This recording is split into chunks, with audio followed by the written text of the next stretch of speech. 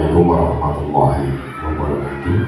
Bismillahirrahmanirrahim. Alhamdulillahirabbil alamin. Bismillahirrahmanirrahim. La haula wala quwwata illa billah. Bapak Ibu, keluarga besar SD Negeri 1 Bern yang saya hormati, syukur alhamdulillah pada pagi hari ini mari kita panjatkan kehadirat Allah Tuhan Yang Maha Kuasa. Atas segala limpah rahmat dan nikmatnya kita bisa bersama-sama berkolaborasi untuk mendukung teman-teman kita yang berproses di dalam mengikuti kegiatan program guru penggerak yang pada kesempatan ini melaksanakan diseminasi yang kebetulan pada sesi ini atau pada diseminasi pada pagi hari ini ada dua rekan kita nanti yang akan menyampaikan kepada rekan-rekan. Yang pertama Pak Eri Suprayitno, kemudian dengan Pak Solikul Hadi. Mudah-mudahan rekan-rekan bisa mensupport saling melengkapi satu dengan yang lain, karena pada prinsipnya seluruh kegiatan yang ada di sekolah ini berkait dengan proses belajar mengajar maupun dengan kegiatan CPP dan sejenisnya itu butuh kolaborasi di antara teman-teman. Jadi saling mendukung untuk mencapai suatu keberhasilan yang kita harapkan. Terlebih lagi bahwa kita, bagaimana yang kami informasikan di awal, bahwa SD kita ini menjadi salah satu SD inti transformasi. Dan kemudian harus kita support bersama-sama sebagai tindak lanjut dari kegiatan itu. Kami berharap untuk teman-teman yang hari ini berproses di kegiatan guru penggerak ini dapat berhasil dengan baik. Kemudian teman-teman yang belum ini bisa mengikuti program guru penggerak. Dan yang terpenting adalah mari kita manfaatkan platform Merdeka Mengajar sehingga kita bisa mengambil dari sana, kita bisa belajar dari sana. Ketika kita ada kesulitan-kesulitan, kemudian ketika kita dari sana, kemudian bisa kita informasikan ke teman-teman yang lain. Kita diskusikan di dalam komunitas belajar yang ada, baik di komunitas belajar di sekolah maupun di komunitas belajar yang lain, sehingga banyak informasi yang bisa kita dapatkan dengan saling melengkapi satu dengan yang lain. Saya kira itu. Kemudian sebagai tambahan bahwa sekali lagi harapan kami sebagai kepala sekolah, ini sudah bulan Juni, jadi kegiatan dibuka kegiatan PMM-nya sudah sejauh mana PMM-nya, dan juga itu adalah bagian dari kita aktivitas kita di dalam kegiatan PMM. Sekali lagi selamat melaksanakan kegiatan. Mudah-mudahan kolaborasi di keluarga SD Negeri 1 Lebak ini bisa berjalan dengan baik, saling menguatkan satu dengan yang lain. Terima kasih. Assalamualaikum warahmatullahi wabarakatuh. Assalamualaikum warahmatullahi wabarakatuh. Ya, karena saya itu kasihan dengan teman-teman yang belum menjawab salam, jadi saya ulang lagi. Assalamualaikum warahmatullahi wabarakatuh.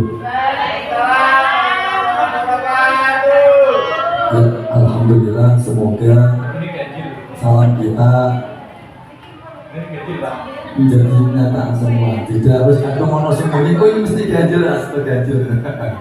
Bismillahirrahmanirrahim. Alhamdulillahi wahdah, syuraka wahdah, wa nasura abdah, wa a'azza jundahu wa zaman ahzaba wahdah. Wassalatu wassalamu ala man la nabiyya ba'dah, wa ala alihi wa ashabihi wa mawala, la hawla wa la quwwata illa billah, amma ba'dah.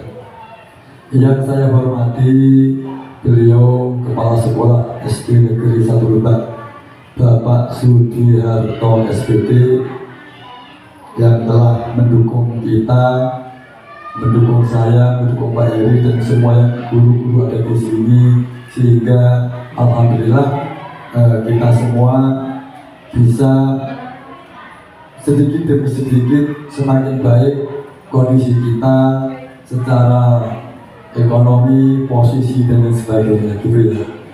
Kemudian yang kedua kalinya saya juga ucapkan terima kasih kepada teman-teman semua yang telah sudi hadir untuk mengikuti acara presentasi saya, atau dalam bahasa lainnya apa Pak Heri?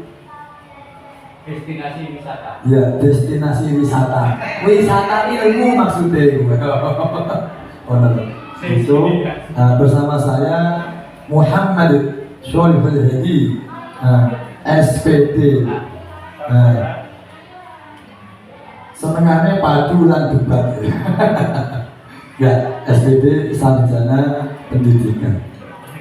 Ya, Bapak Ibu, tentunya saya merasa Bapak Ibu ini kelihatannya ada yang seperti kurang semangat. Oleh karena itu, saya mau bertanya, Bapak Ibu semua ini biar untuk memecah semangat yang sudah agak benar itu ya. Ketika nanti kalau saya tanya siapa kita gitu ya, tolong dijawab SD Negeri 1 Lebak gitu ya. Siapa kita? SD Negeri 1 Lebak gitu ya. Oke Pak, Bu, siap ya. Saya coba lagi ya. Siapa kita? SD Negeri 1 Lebak gitu. Dulan. Siapa kita? SD Negeri 1 Lebak. Dulan lagi ya. Siapa kita? SD Negeri 1 Lebak. Alhamdulillah luar biasa. Kemudian kalau saya tanya lagi, bagaimana kabarnya? Bagaimana kabarnya? Dijawab luar biasa, yes gitu ya. Oke, ini untuk semangat ini. Bagaimana kabarnya? Luar biasa, yes. Dan yang ketiga, nanti tolong dijawab. Saya bilang cek 10%. Nanti yang sebelah sini bilang H. Cek 20%. Yang sebelah sini tolong bilang E. Kalau saya bilang cek 50% H E. Kalau saya bilang cek 10% H E. Ya, saya coba. Ini memang permainan anak-anak, tapi tidak ada salahnya untuk kita merefresh kembali diri kita masing-masing. Kita coba, ya monggo. Saya awali dulu ya. Ya.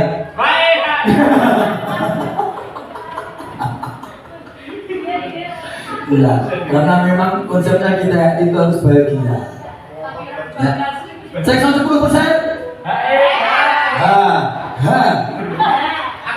Cek 20%. Cek 50%.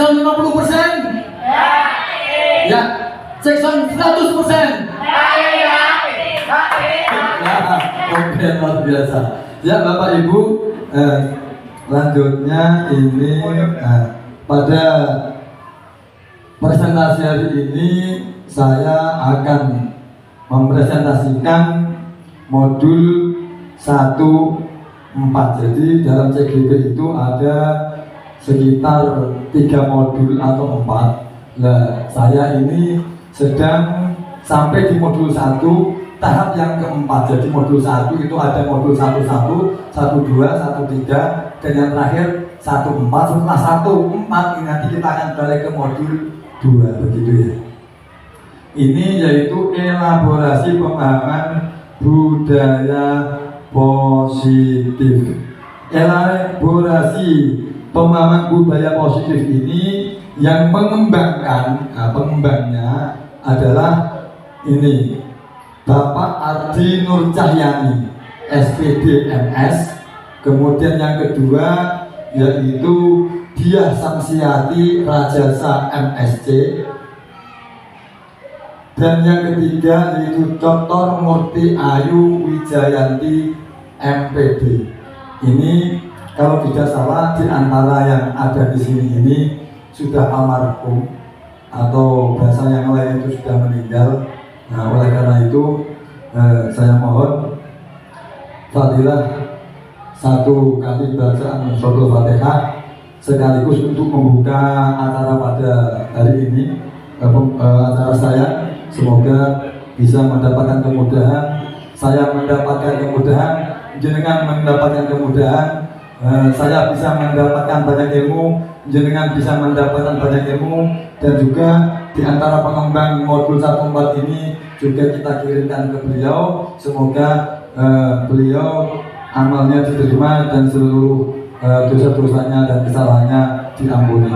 Al-Fatihah lillah wa li syafa'ati Rasulillah fi dunya wal akhirah wa li awwali hajatina wa hajarikum min hawaiji dunya wal akhirah bisirril Fatihah.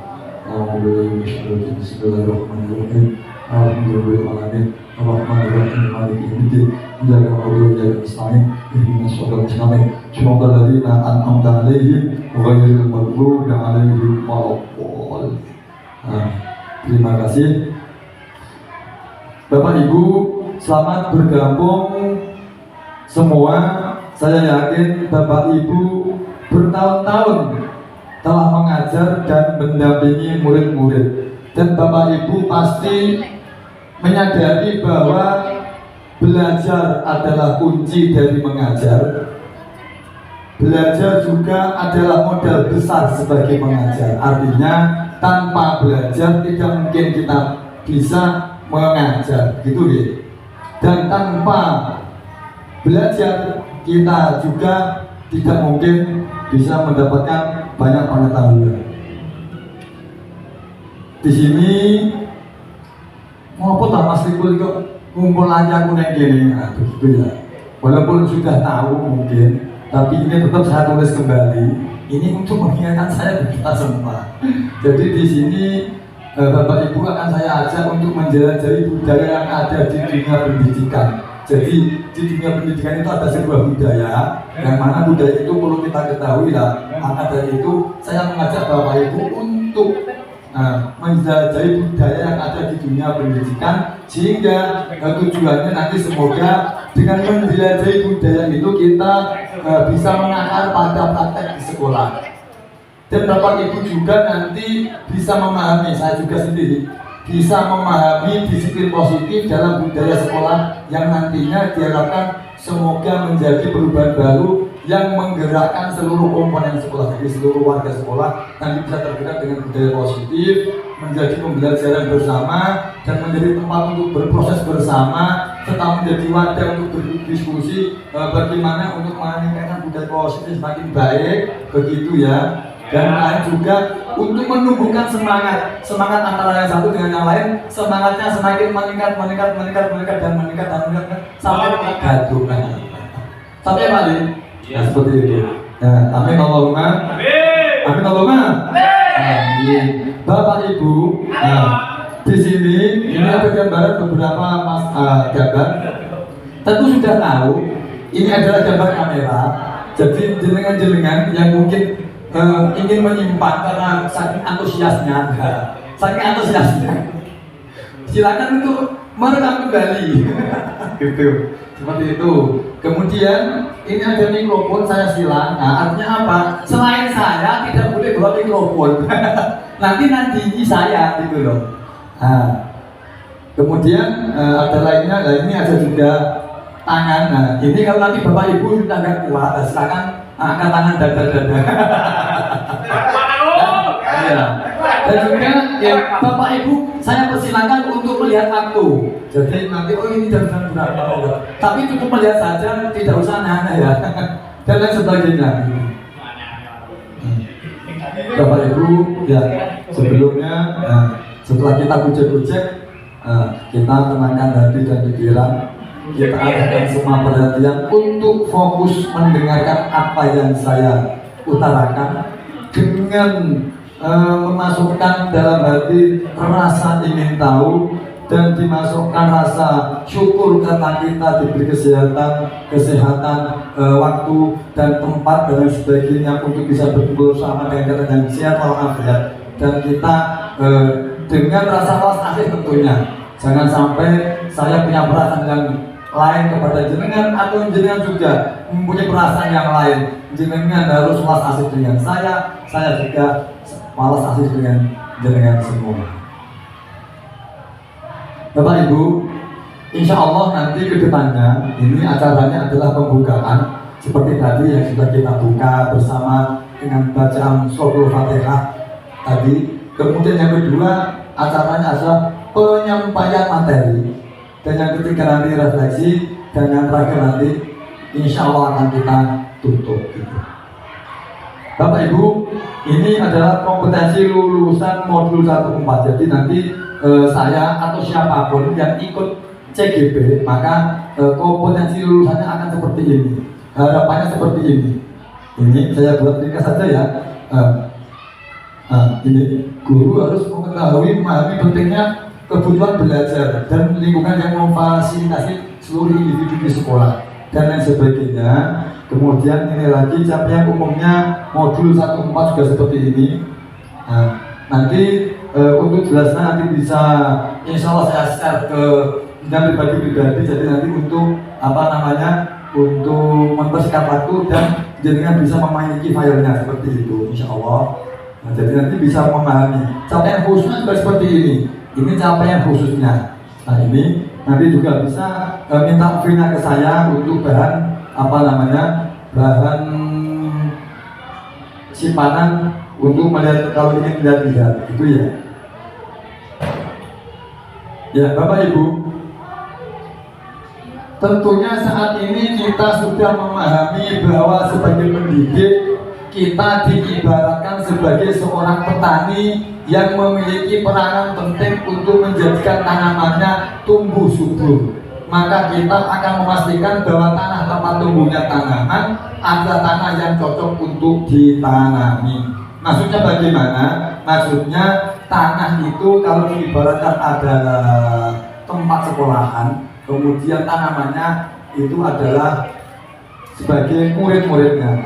Ini dawuh atau apa yang dikatakan oleh Ki Hajar Dewantara. Kita ambil contoh perbandingan murid dengan hidupnya tumbuh-tumbuhan. Seorang petani yang menanam padi misalnya hanya dapat menuntun tumbuhnya padi. Ia dapat memperbaiki kondisi tanah, memelihara tanaman padi, membeli pupuk dan air, membasmi ulat-ulat atau jamur-jamur yang mengganggu hidup tanaman padi dan lain sebagainya. Artinya sekolah itu diibaratkan sebagai tanah tempat untuk bercocok tanam. Sehingga karena sekolah itu diibaratkan seperti tanah yang untuk bercocok tanam, maka guru harus mengusahakan sekolahnya itu adalah tanah yang subur. Kalau lingkungan ya bagi lingkungan yang menyenangkan, lingkungan yang bisa melindungi murid dari hal-hal yang tidak baik atau negatif. Sehingga dengan demikian karena tempat yang baik, tanah yang subur kalau ibaratnya tanah, maka akhirnya akan membentuk karakter murid yang baik seperti itu. Ini contohnya, murid yang tadinya malas menjadi semakin semangat. Murid yang tadinya kurang disiplin atau kurang paham atau kurang kurang banyak hal yang positif, dia menjadi semakin positif. Nah, itu berarti menunjukkan bahwa tanahnya atau sekolahannya, ini adalah sekolahan yang baik. Bapak Ibu, dalam modul 4 ini nanti pelajarannya ini. Yang pertama perubahan paradigma belajar, yang kedua disiplin positif dan nilai-nilai keberhasilan universal. Yang ketiga nanti kita akan mempelajari teori motivasi, hubungan dan penghargaan dan institusi. Yang keempat kebutuhan dasar manusia dan dunia berkualitas. Kemudian yang kelima adalah keyakinan kelas. Yang keenam adalah 5 posisi kontrol. Dan yang terakhir nanti segitiga restitusi. Bapak Ibu, yang pertama perubahan paradigma belajar. Di sini saya membuat contoh ada ada 2 orang yang menggenggam. Artinya apa? 2 orang yang satu menggenggam, yang satu juga menggenggam. Kemudian mereka berdua itu sama-sama menggenggam hal yang penting, yang menurut mereka adalah hal yang penting. Nah, di sini B dari dua orang itu, banyak orang yang ingin membuka kepala dua orang itu. Motif membuka kepala ini berbeda-beda. Ada yang ingin membuka dengan cara membujuk. Jadi membujuk, ada bukan mesin lo, bukan lo, tolong bukan, membujuk dia merayu. Ada yang dengan mengancam, mau buka tolak. Seperti itu. Ada yang dia mengancam menghardik sama. Ada yang dengan menyuap. Dia itu berperilaku menyuap itu seperti mungkin gayanya diajak nolak, dia ngai opo lah. Ini model menyuap.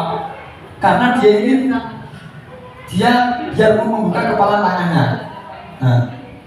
Atau berbuat apa saja yang ingin membuka kepala tangan. Nah, dari kasus ini Bapak Ibu, dari kasus tersebut, kita akan mengetahui di situ kira-kira yang mengepal tangan itu mau membuka apa tidak, gitu. Ketika ada yang membujuk atau ada yang mengancam atau ada yang menghaji bulilah. Soalnya jenengan membuka tanda boleh harus yang membujuk. Mungkin kalau di sini disuap atau dirayu, disuap atau dihaji, pasti tidak mau ya. Kira-kira dirayu, kira-kira mau buka atau tidak bu? Dirayu bulilah. Kalau dibuka Tanpa diri tak buka apa? Ya.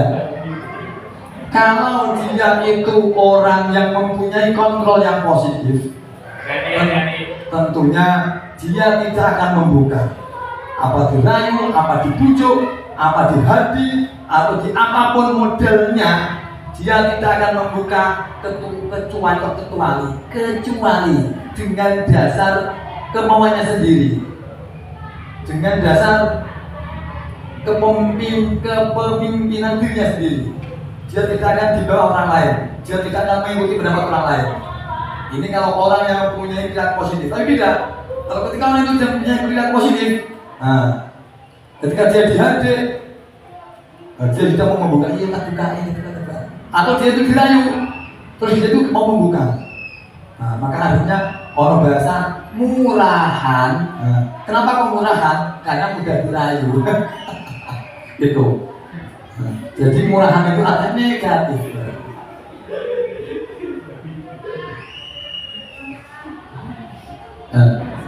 Bapak Ibu, ini berubah paradigma teori kontrol, atau kata lainnya teori pilihan, atau kata lainnya bisa dinamakan ilusi kontrol.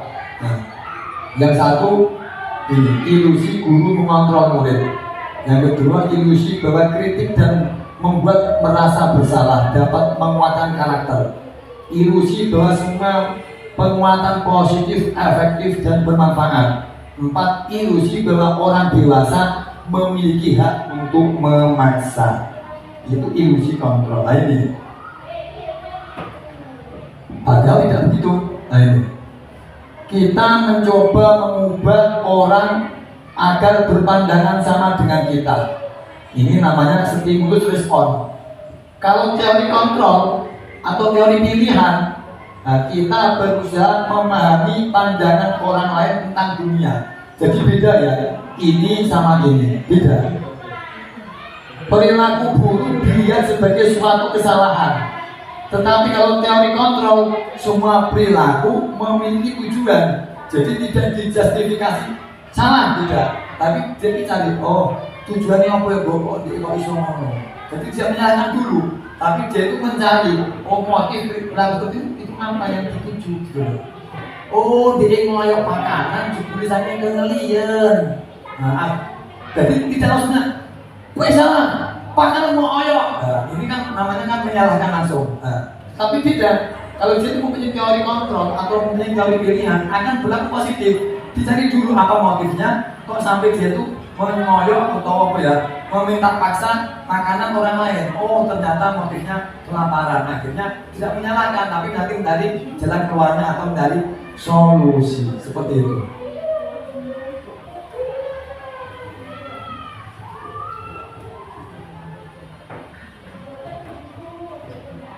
Kemudian yang kedua, pembelajaran yang kedua ini disiplin positif dan nilai-nilai kebajikan universal. Bapak Ibu, tadi perubahan paradigma belajar sudah kita pelajari.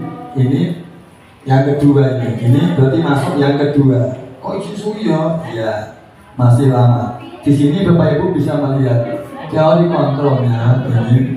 Anda tidak bisa mengontrol orang lain, hanya Anda yang bisa mengontrol diri Anda. Betul. Tapi ketika ada yang kebalikan, Anda bisa dikontrol orang lain. Nah, berarti ini yang harus dikoreksi. Kemudian semua perilaku memiliki tujuan, betul. Tapi kita dibalik, semua perilaku tidak memiliki tujuan. Tapi ini ada masalah. Begitu. Ini teori kontrolnya. Kemudian teori kontrol ini nanti akan masuk ke dalam disiplin, ke dalam teori motivasi, ke dalam 5 posisi kontrol, dan juga nanti bisa masuk ke dalam 5 kebutuhan dasar manusia. Yang semuanya ini adalah termasuk dari nilai-nilai kebajikan universal. Jadi disiplin, teori motivasi, 5 posisi kontrol, 5 kebutuhan dasar manusia, ini nanti semuanya adalah masuk ke dalam nilai-nilai kebajikan universal. Yang mana nilai-nilai kebajikan universal ini nanti harus kita terapkan kepada diri kita dan kepada murid kita di dalam kelas sehingga menjadi sebuah keyakinan kelas. Seperti itu.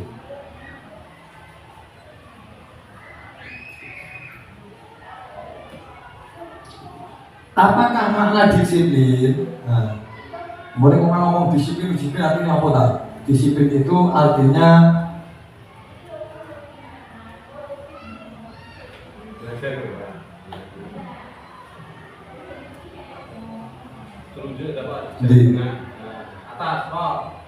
jadi disiplin itu artinya ini kalau berasal dari bahasa apa namanya bahasa Latin. Di mana? Yang mana? Yang mana? Ini kalau kata gini kan, nanti jenengan itu kurang perhatian, maka saya jenengan. Dari atas saja ya, biasa campur-campur dibalik-balik. Berasal dari bahasa Latin. Jadi disiplin itu berasal dari bahasa Latin. Latin pun negara di negara Eropa. Kamu udah pernah ke sana belum? Terus lihat di YouTube. Artinya apa? Disiplin itu artinya belajar. Jadi segala sesuatu yang mengandung belajar itu berarti disiplin. Belajar apapun yang mengandung belajar itu berarti ikut kategori disiplin.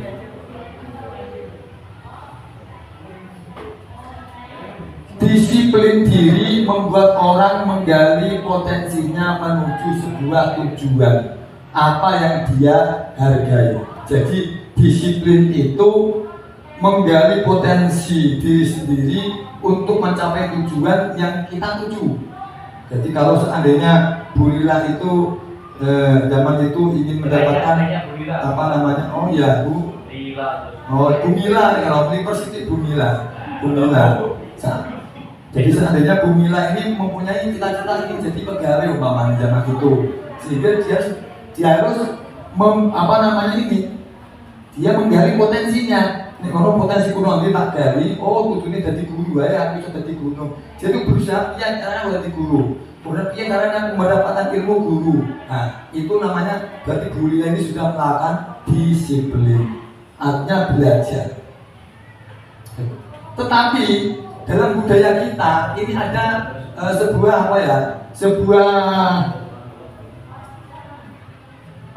konsep lain atau pandangan lain. Ketika kita ngomong disiplin itu seakan-akan berbentuk sebuah tekanan atau berbentuk sebuah sesuatu yang kita itu harus mengikutinya. Kalau selama ini kan yang kita pikirkan seperti itu. Saya juga begitu. dulu sebelum saya ikut CGP ini, saya kalau ada kalimat disiplin, saya itu seperti mikirnya gini, oh disiplin adalah sesuatu yang membuat saya tertekan, sesuatu yang mengkang saya, sesuatu yang merampas kebebasan saya. Aku ini sekesuk apa sebenarnya sekolahan, aku terus ada di terus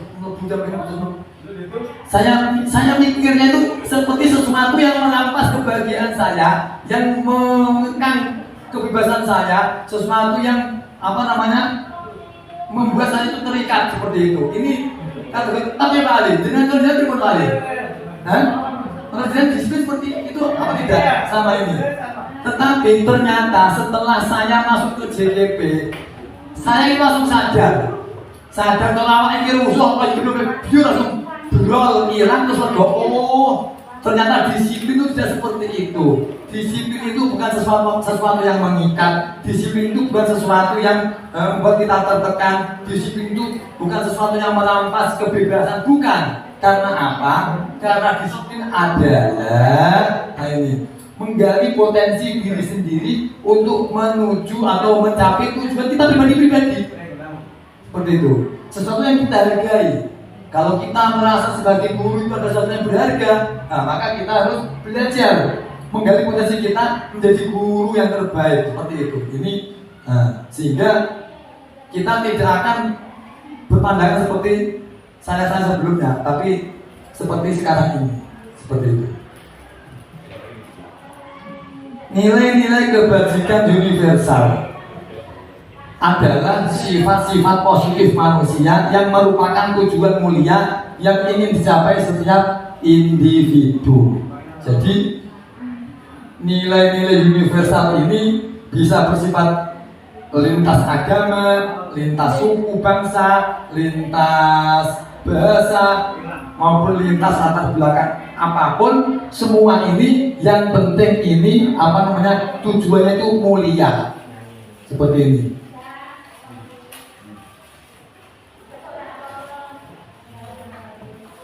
Dengan mengaitkan nilai-nilai kebajikan yang diyakini seseorang, maka motivasi intrinsiknya akan terbangun. Motivasi intrinsik itu apa? Motivasi intrinsik itu motivasi atau sebuah dorongan atau sebuah acuan atau sebuah semangat yang timbul dari dalam diri sendiri. Kita kan orang lain seperti itu. Jadi bukan karena orang lain. Tidak seperti Pak Ma'ruf ya. Dulu kerja goro-goro seneng uang Pak ya, itu berarti motivasi orang lain. Tapi beda kalau emang motivasi diri sendiri. Kita harus berkurang ajar. Mengarang bebas. Ya mengarang bebas. Jadi kita harus cek apa? Mengarang bebas. Orang lain tuh mantan pacarnya.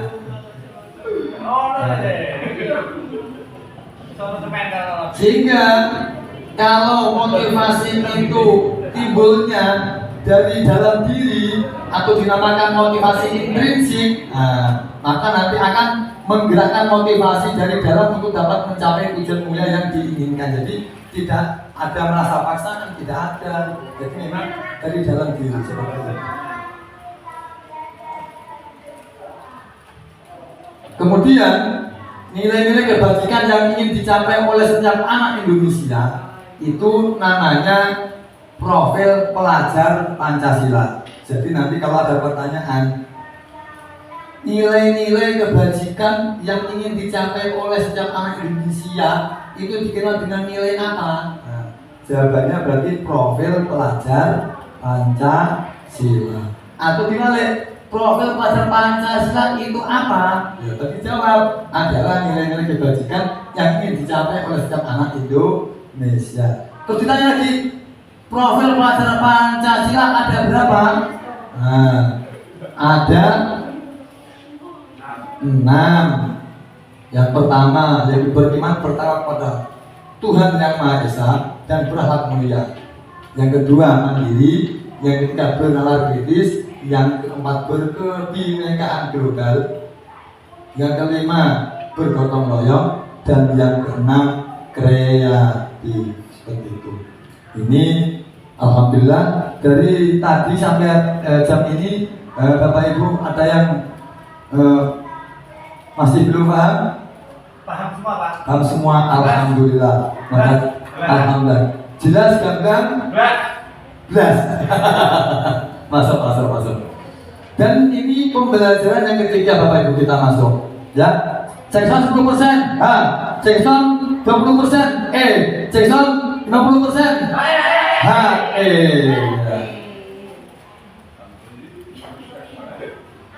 Berarti baru sampai sini ya. Jackson 100%. Nah, teori motivasi perilaku manusia, Bapak Ibu. Setiap manusia itu mempunyai perilaku, betul apa betul Bu? Bu Nisti? Setiap manusia mempunyai perilaku, betul apa enggak Bu? Dan setiap perilaku manusia pasti ada tujuannya, betul apa enggak Bu? Betul. Nah, tujuan dari perilaku manusia itu bisa dikategorikan menjadi 3 bagian. Yang pertama, ada yang berperilaku karena untuk menghindari ketidaknyamanan atau menghindari hukuman. Jadi ada anak yang setiap pagi datang ke sekolah, tidak telat sekolah, tapi motivasinya karena dia itu menghindari ketidaknyamanan, takut ditanya Pak Guru, atau takut nanti di sidang ke kepala sekolah, atau takut mendapat hukuman. Kemudian yang kedua, ada orang yang berperilaku itu karena dia itu untuk ambisi mendapatkan imbalan dari orang lain atau dari institusi. Aku ikut duit orang yang siji kalau tadi cara murid. Akan mungkin untuk dia biasanya yang siji untuk piala umpamanya. Jadi motivasinya itu yang kedua itu mereka ingin mendapatkan imbalan dari orang lain atau mendapatkan imbalan dari institusi. Kemudian perilaku yang ketiga, ini ada yang masuk. Dia itu berperilaku karena untuk menghargai diri sendiri. Jadi anak itu redep sinau, belajar yang sungguh-sungguh, dia tidak pernah telat, seragamnya tidak kira-kira. Jadi dia itu tidak pakai katok biru, nanti bajunya putih, jadi putih sama biru. Tidak seperti teman saya itu. Ya, itu berarti. Terus gimana? Berarti itu. Jadi dia itu berpikiran. Jadi ini semua saya harus menghargai diri sendiri, bukan karena orang lain. Karena sebelumnya aku dengan guru misi-misinya aku itu masih motif orang lain, motif hukuman atau masih motif imbalan. Aku nasi, nggak aku dalam uang. Berarti ini motifnya imbalan. Aku nasi, uangku dijemur orang lain. Berarti ini motifnya ketidaknyamanan atau hukuman. Tidak. Aku yang kudunya rapi, serasi, sesuai harinya, sesuai motif-motifnya. Jadi motifnya untuk menghargai diri sendiri.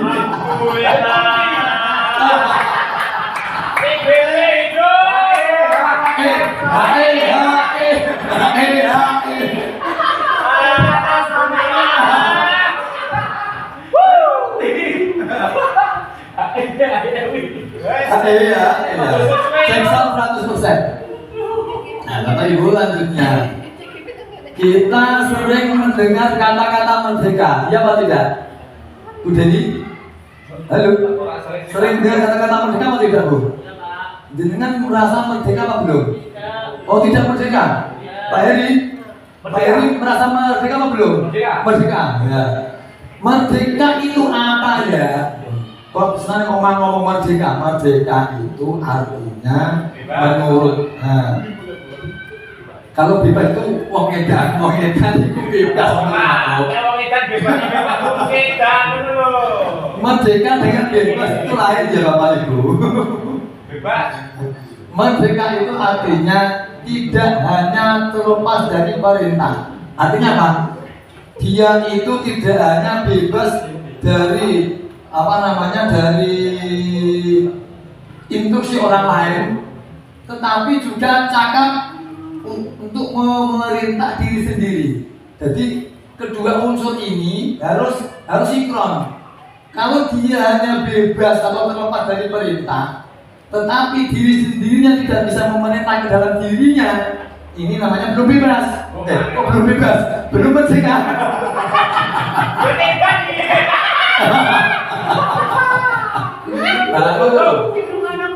Tetapi atau dibalik, dia bisa memerintah diri sendiri, tetapi dia juga belum terlepas dari perintah eksternal. Ini pun belum bebas. Jadi bebas itu harus memenuhi dua unsur ini. Seperti itu. Nah, ini Bapak Ibu. Tadi saya sudah ngomong. Jadi perilaku manusia itu bisa terdiri dari 3 unsur. Ada yang unsur menghindari hukuman atau konsekuensi menghindari hukuman atau bahasanya dari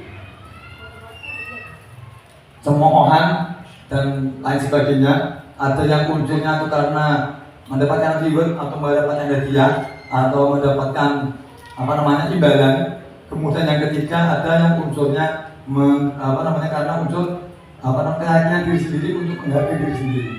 Sekarang dari ketiga keterangan tadi itu yang 2 yang karena menghindari hukuman atau karena ingin mendapatkan reward, ini namanya unsur eksternal, unsur dari luar.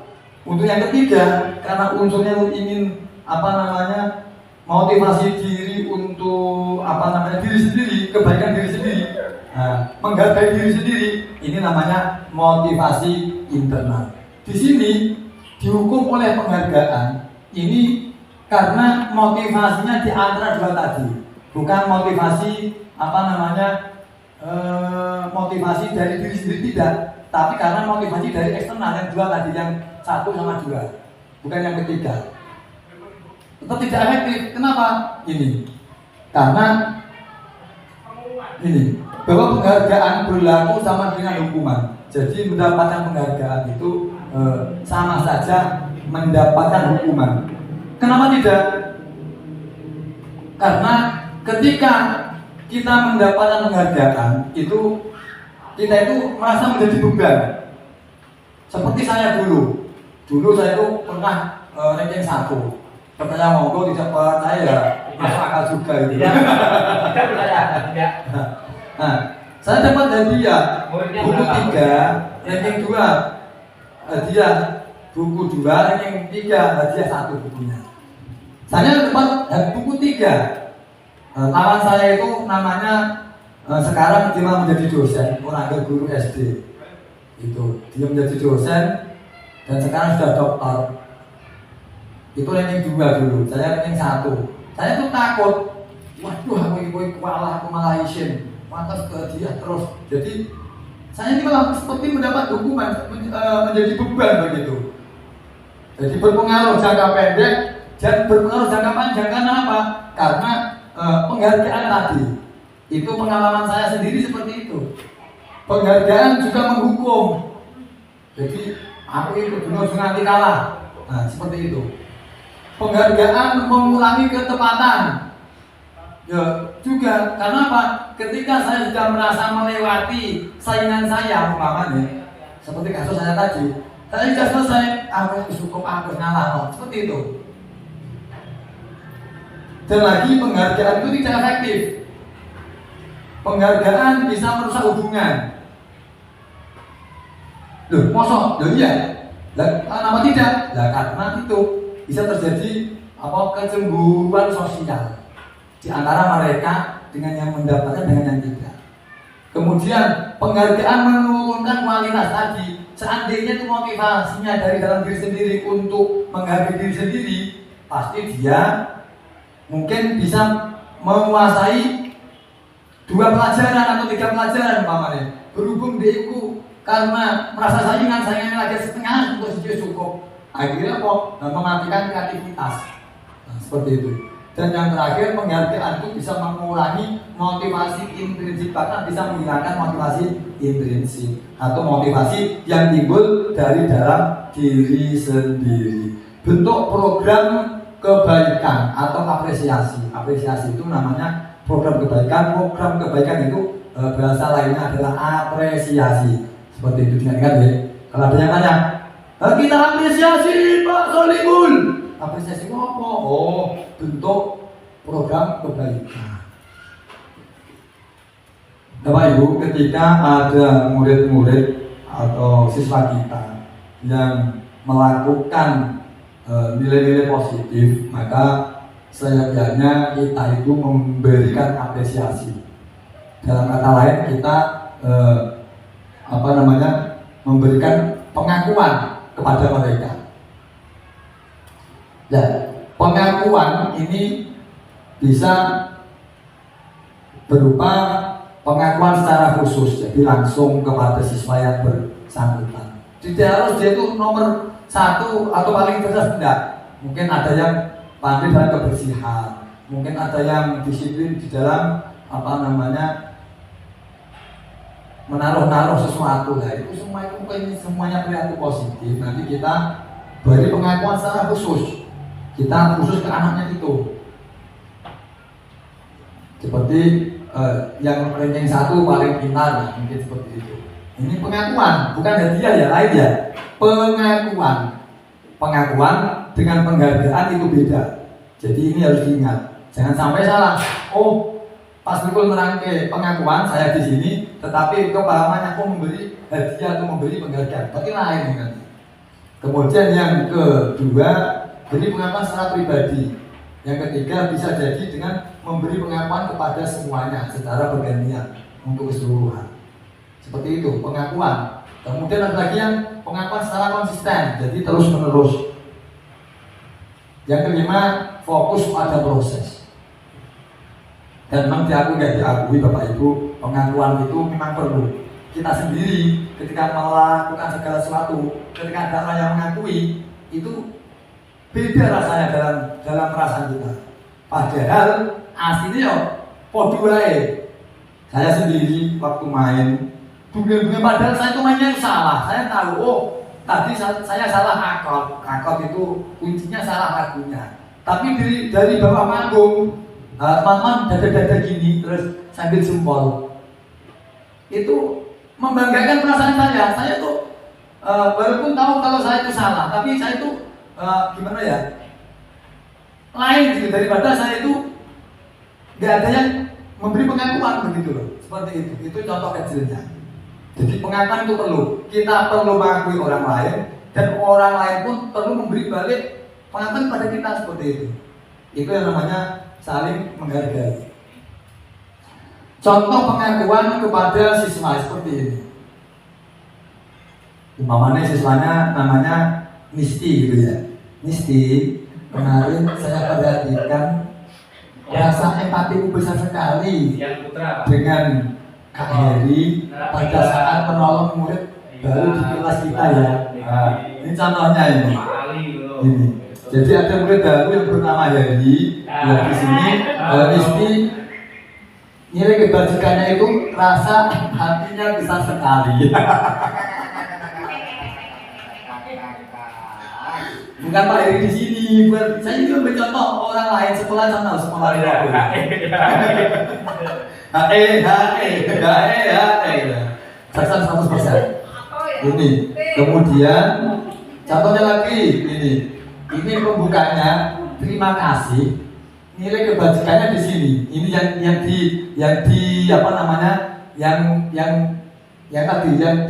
diakui. Terima kasih untuk rasa tanggung jawabmu pada saat kamu memungut kertas yang berserakan di lantai tadi ya. Nah ini anak kita begitu kan, otomatis nanti dia besoknya itu seharusnya tidak mungkin mengulang, mungkin nanti bisa mengulang. Besok kita kasih pengakuan lagi, dia akan besoknya mengulang lagi. Sehingga anak itu akan menjadi terbiasa membuang kertas-kertas yang berserakan. Seperti itu. Lah yang membuang kertas terus gimana Pak? Nah, ini kan yang mengambil kertas. Yang membuang terus gimana Pak? Ya nanti kita di belakangnya kita atur dengan 5 posisi kontrol. Anak ini di mana? Seperti itu. Atau gimana Pak Edi? Dia boleh ngamuk-ngamuk kan Pak ya? Ya, ngamuk-ngamuk di kelas itu berarti dia itu mempunyai 4 restitusi. Berarti tak restitusi ya Pak Ibu ya. Jadi kalau ada sertifikat restitusi yang melanggar itu 4 restitusi. Berarti kalau akan ngomong-ngomong Mas ya. Ya, nggak boleh. Yeay. Ngamuk-ngamuk di kelas itu berarti masih posisi di penghukum, bukan posisi manajer. Sebab nanti ketika kita mempelajari 5 posisi kontrol, itu ada penghukum, ada pembuat rasa bersalah, ada teman, ada pengawas atau pemantau, ya bukan pemantil ya, pemantau, bukan pemantau ya, pemantau. Dan yang terakhir itu manajer. Nanti keterangannya. Sekarang Bapak Ibu saya tes. Walaupun tadi sudah, ya. Kalau kita melihat teman kita ada yang ngomong-ngomong di kelas, kita harus bagaimana? Ya, sebaiknya jenengan keluarkan uang 1.000 rupiah, keluar dari kelas sekolahan, masuk ke warung sebelah sana, belilah apa?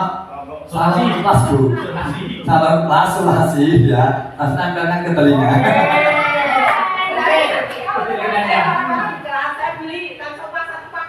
Iya, untuk diri sendiri harus ibu, bukan yang ngomong-ngomong. Bapak Ibu, ya itu intermezzo. Nanti yang nonton videonya ini bukan sungguhan ya Pak Bu, bukan ini tadi. Yang tadi ini guyon-guyon untuk menghilangkan kepenatan. Sekson 10%, ha. Sekson 20%, 20%, Sekson 50%, hei. Ya, Bunjung 100% Bu, hei. Ini saya pikir sama Ibu, boleh dicek 10% apa? Bapak Ibu, ini ada guru yang bertindak. Dan nanti saya akan mencoba menanyakan dari keterangan saya tadi yang sudah berlalu itu memang benar-benar paham apa belum jenengan-jenengan. Oh maaf, ini saya memang harus ngetes karena perintah ini saya itu harus menerangkan dan nanti suruh mengetes. Seperti itu. Ya, mencatat jadi ini ada guru menindak murid, murid disuruh mencatat 100 kali nongol bukunya. Kalimatnya ini, saya tidak akan terlambat lagi, saya tidak akan terlambat lagi, saya tidak akan terlambat lagi, saya tidak akan terlambat lagi. Pernahkah ada yang gambar seperti ini Bu Nisti? Pernah Bu? Dan pemerintah murid seperti ini menulis 100 kali, saya tidak akan memerintah lagi, saya tidak akan memerintah lagi, saya tidak akan terlambat lagi. Kalau saya pernah. Ada yang pernah Bapak Ibu?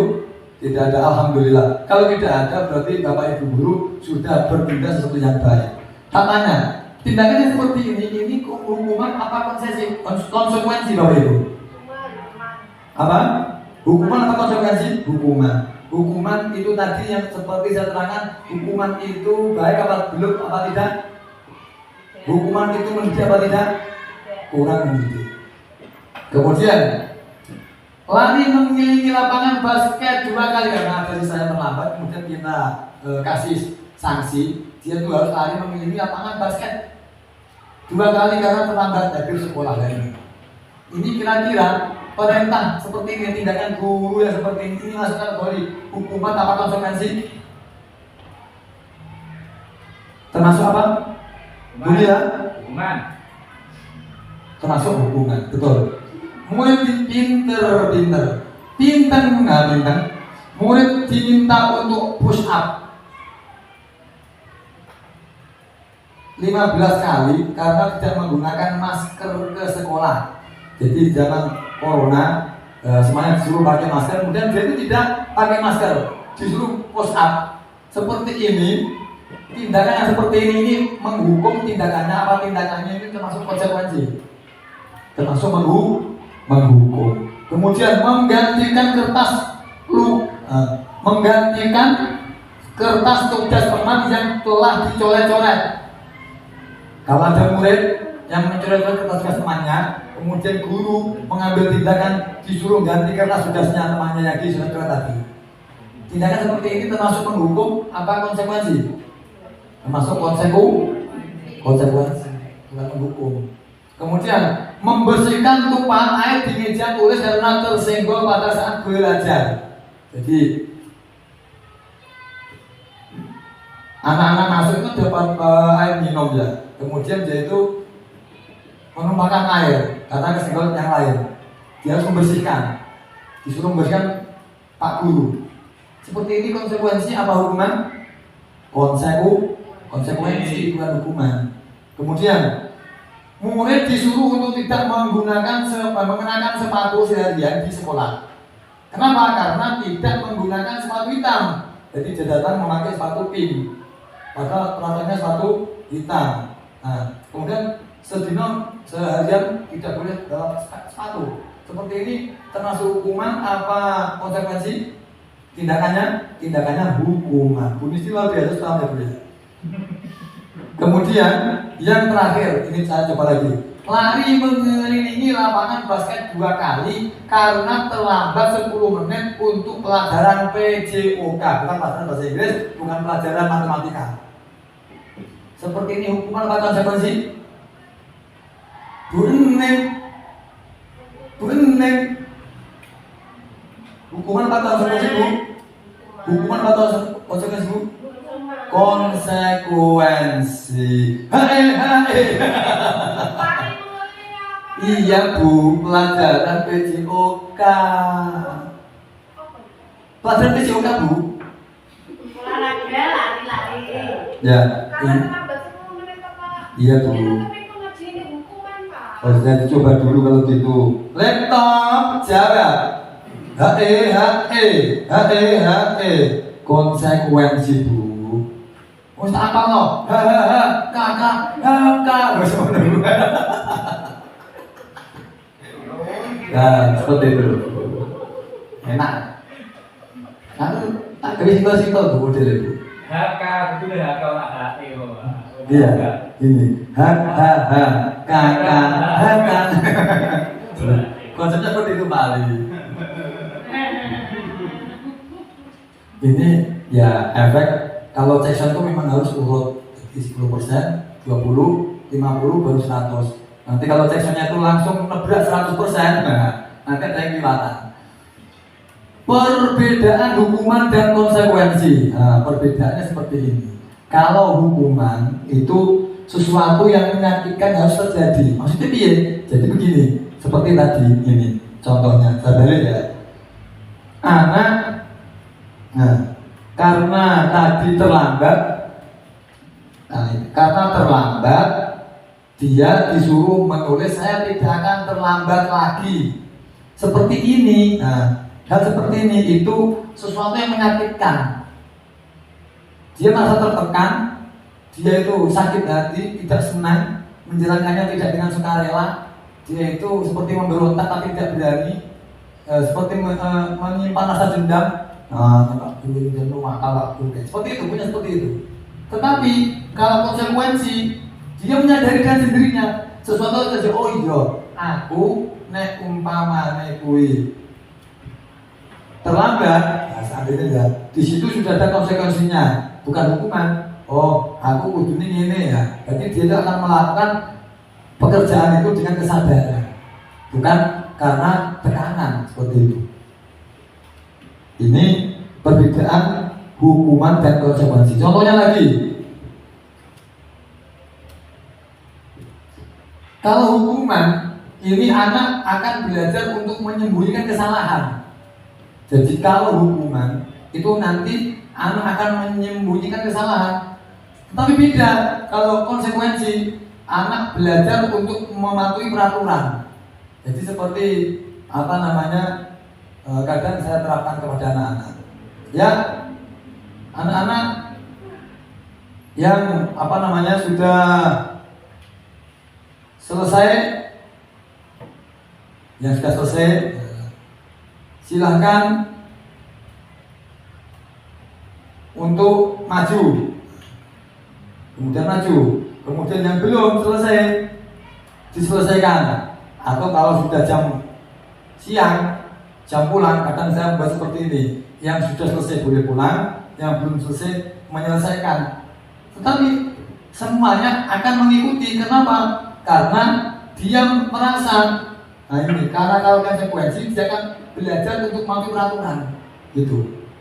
Tetapi kalau yang hukuman nanti dia itu akan ini menyembunyikan kesalahan seperti itu.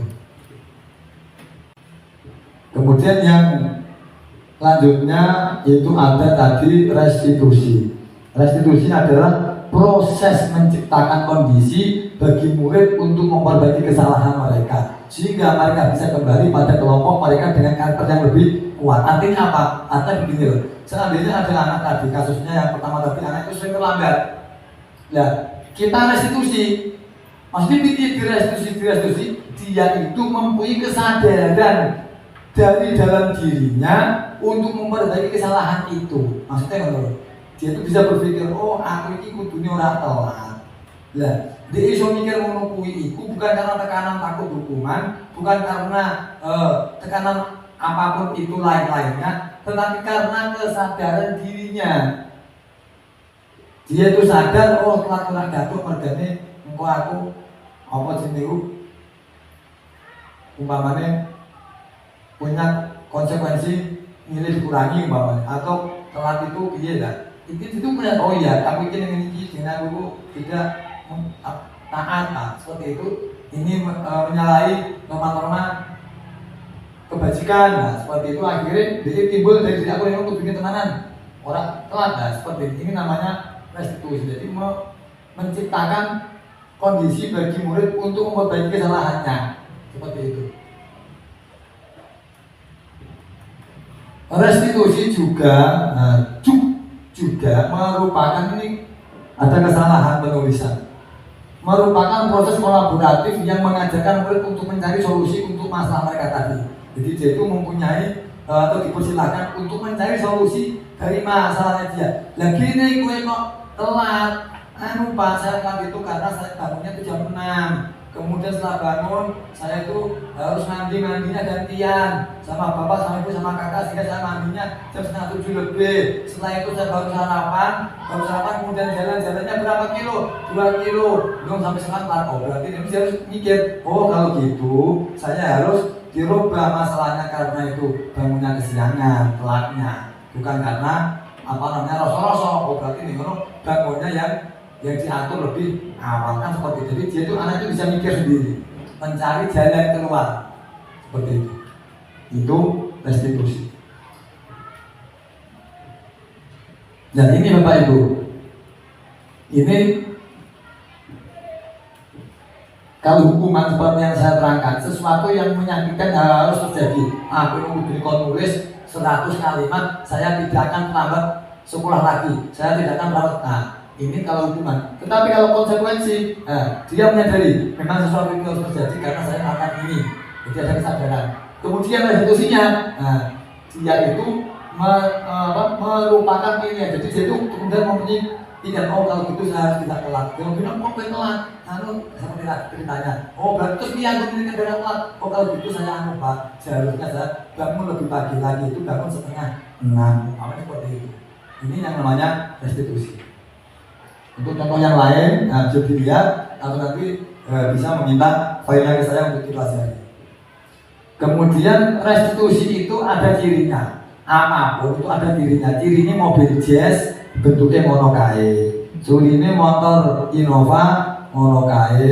Cirine motor NMAX mono kae. Jadi jangan sampai salah. Ada NMAX kamu katakan Innova dikatakan NMAX. Nah ini berarti ada kekacauan dalam mendefinisi ciri-ciri motor tersebut gitu loh. Begitu juga dengan restitusi, jangan sampai kita salah mendefinisi. Gimana Pak Edi? Oh guyu Pak. Jadi Pak ikut. Jadi seperti itu. Jadi segala sesuatu mempunyai ciri. Nah, kita jangan salah menciri. Nah, ciri restitusi seperti apa? Ciri-ciri restitusi di sini ada 9. Yang pertama, cirinya bukan untuk menebus kesalahan, namun untuk belajar dari kesalahan.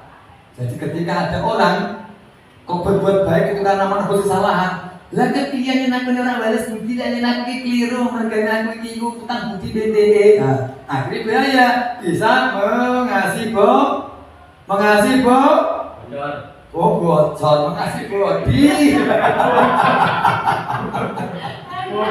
Itu bukan ciri-ciri restitusi namanya. Aku yang gumun kok kontok-kontokku, nggak gumun aku. Nah, ini yang pertama. Jadi ciri-ciri restitusi yang pertama itu bukan untuk menebus kesalahan, tetapi untuk belajar dari kesalahan. Oh, aku ini pernah salah ini, berarti aku ini. Tapi bukan menebus, tapi motivasinya untuk memperbaiki. Seperti itu. Yang kedua, memperbaiki hubungan. Jadi, oh, kalau saya seperti ini merusak hubungan. Oh, kalau begini, saya harus memperbaiki kalau begini. Jadi seperti itu. Jadi Bu Nisti, seandainya tadi suaminya, Bu kok, iya, soalnya itu namanya Pak Eri. Bu, kopi sih, saya iso. Oh, seperti aku bisa sekolah kok. Nah, ya kemarin saya tuh ngintip Pak, karena soalnya seperti itu. Nah, kan akhirnya Bu Nisti merestitusi diri sendiri. Loh, aku mau jebule ngomong ke aku ning mbok, engko ibu lanang, reng bojoku. Nah, akhirnya dia ning ngono. Apa ini tak win Andre nih Andre, Mas. Niki nembe napa? Lagi bales. Pamane Bu, terus telepon. Mas, maaf ya aku biasa mau saking aku panik-panikku dhewe, lan aku sik ra ndek kopi malah ngomongku ngono. Lah akhirnya seperti itu. Seperti itu. Nah, ini namanya memperbaiki hubungan akhirnya dibalas tidak apa-apa ya. Makanya benar, akhirnya hubungan terjalin kembali. Yang ketiga, tawaran, bukan paksaan. Restitusi dirinya yang ketiga itu tawaran, bukan paksaan. Jadi kalau masih mengandung paksaan, berarti bukan restitusi. Restitusi itu kudu tawaran. Jadi, wes kowe milih ngene nang ngene. Terserah milih enak menurutmu, enak sing ndi. Seperti itu. Yuki kudune sing iki, ojo sing iki. Nah, kalau seperti itu kok kudune, kok pokoke. Nah, ini berarti belum restitusi. Kemudian yang keempat, restitusi menuntut untuk melihat ke dalam diri. Jadi motivasinya itu dari diri. Bukan seperti tadi karena hukuman atau karena reward, bukan motivasi eksternal intinya. Larinya ke internal. Berarti itu ciri-ciri restitusi masuk. Kalau tidak dasar internal, berarti tidak restitusi. Seperti itu. Yang kelima, restitusi mencari kebutuhan dasar yang mendasari tindakan seperti tadi. Jadi ketika ada tindakan apa, kemudian solusinya apa, ketika ketemu solusinya, ya ini tuh dicari kebutuhan dasarnya. Oh, kebutuhan dasarnya itu karena untuk bertahan hidup umpamanya. Jadi nanti dicari itu. Nanti di belakang ada keterangannya lagi insya Allah. Yang keenam, restitusi diri adalah cara yang paling baik, yaitu tadi keluar dari diri sendiri. Restitusi fokus pada karakter bukan tindakan. Jadi restitusi itu bukan tindakannya. Artinya apa? Artinya begini loh. Ini tuh antara zahir dan batin. Zahir batin. Cuma sedohire ketok ape, tapi batinnya memberontak atau batinnya tidak menyetujui, itu belum restitusi. Yang dimaksud di sini itu jadi batinnya secara kejiwaannya itu menerima itu dan mau melakukan itu seperti itu. Ini restitusi.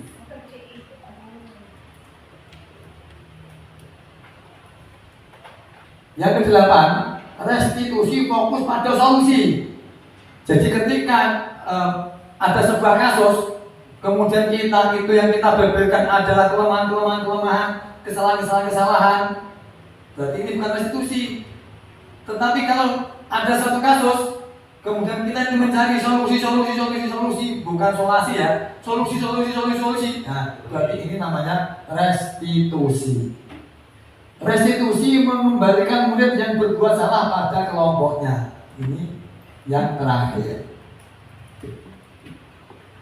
Yang keempat, kebutuhan dasar manusia dan dunia berkualitas. Ini berarti yang keempat, padahal tadi ada 7 ya Bu ya. Ada 7 kok 6 nih. Sebentar, saya ganti sebentar.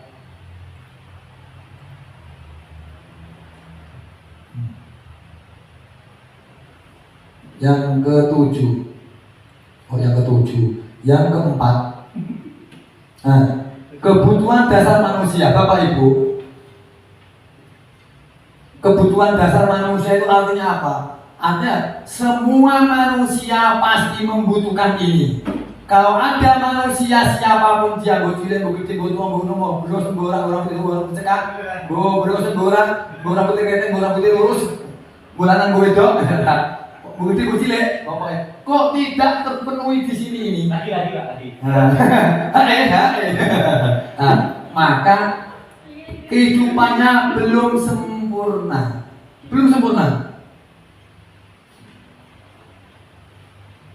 Ketika kita mendapatkan apa yang kita inginkan, sebetulnya saat itu kita sedang memenuhi satu atau lebih dari satu kebutuhan dasar kita. Jadi ketika kita menginginkan sesuatu, ini mau turut-turut, engkau ketemu nih, engkau mlebu salah siji niki, utawa mlebu di antara ini, mlebu iki, mlebu kabeh. Aku Mas Rikun, cita-citaku kayak lho Mas. Ora kayak, aku ini pikir pengen duwe motor NMAX. Dilarikan kemana ini?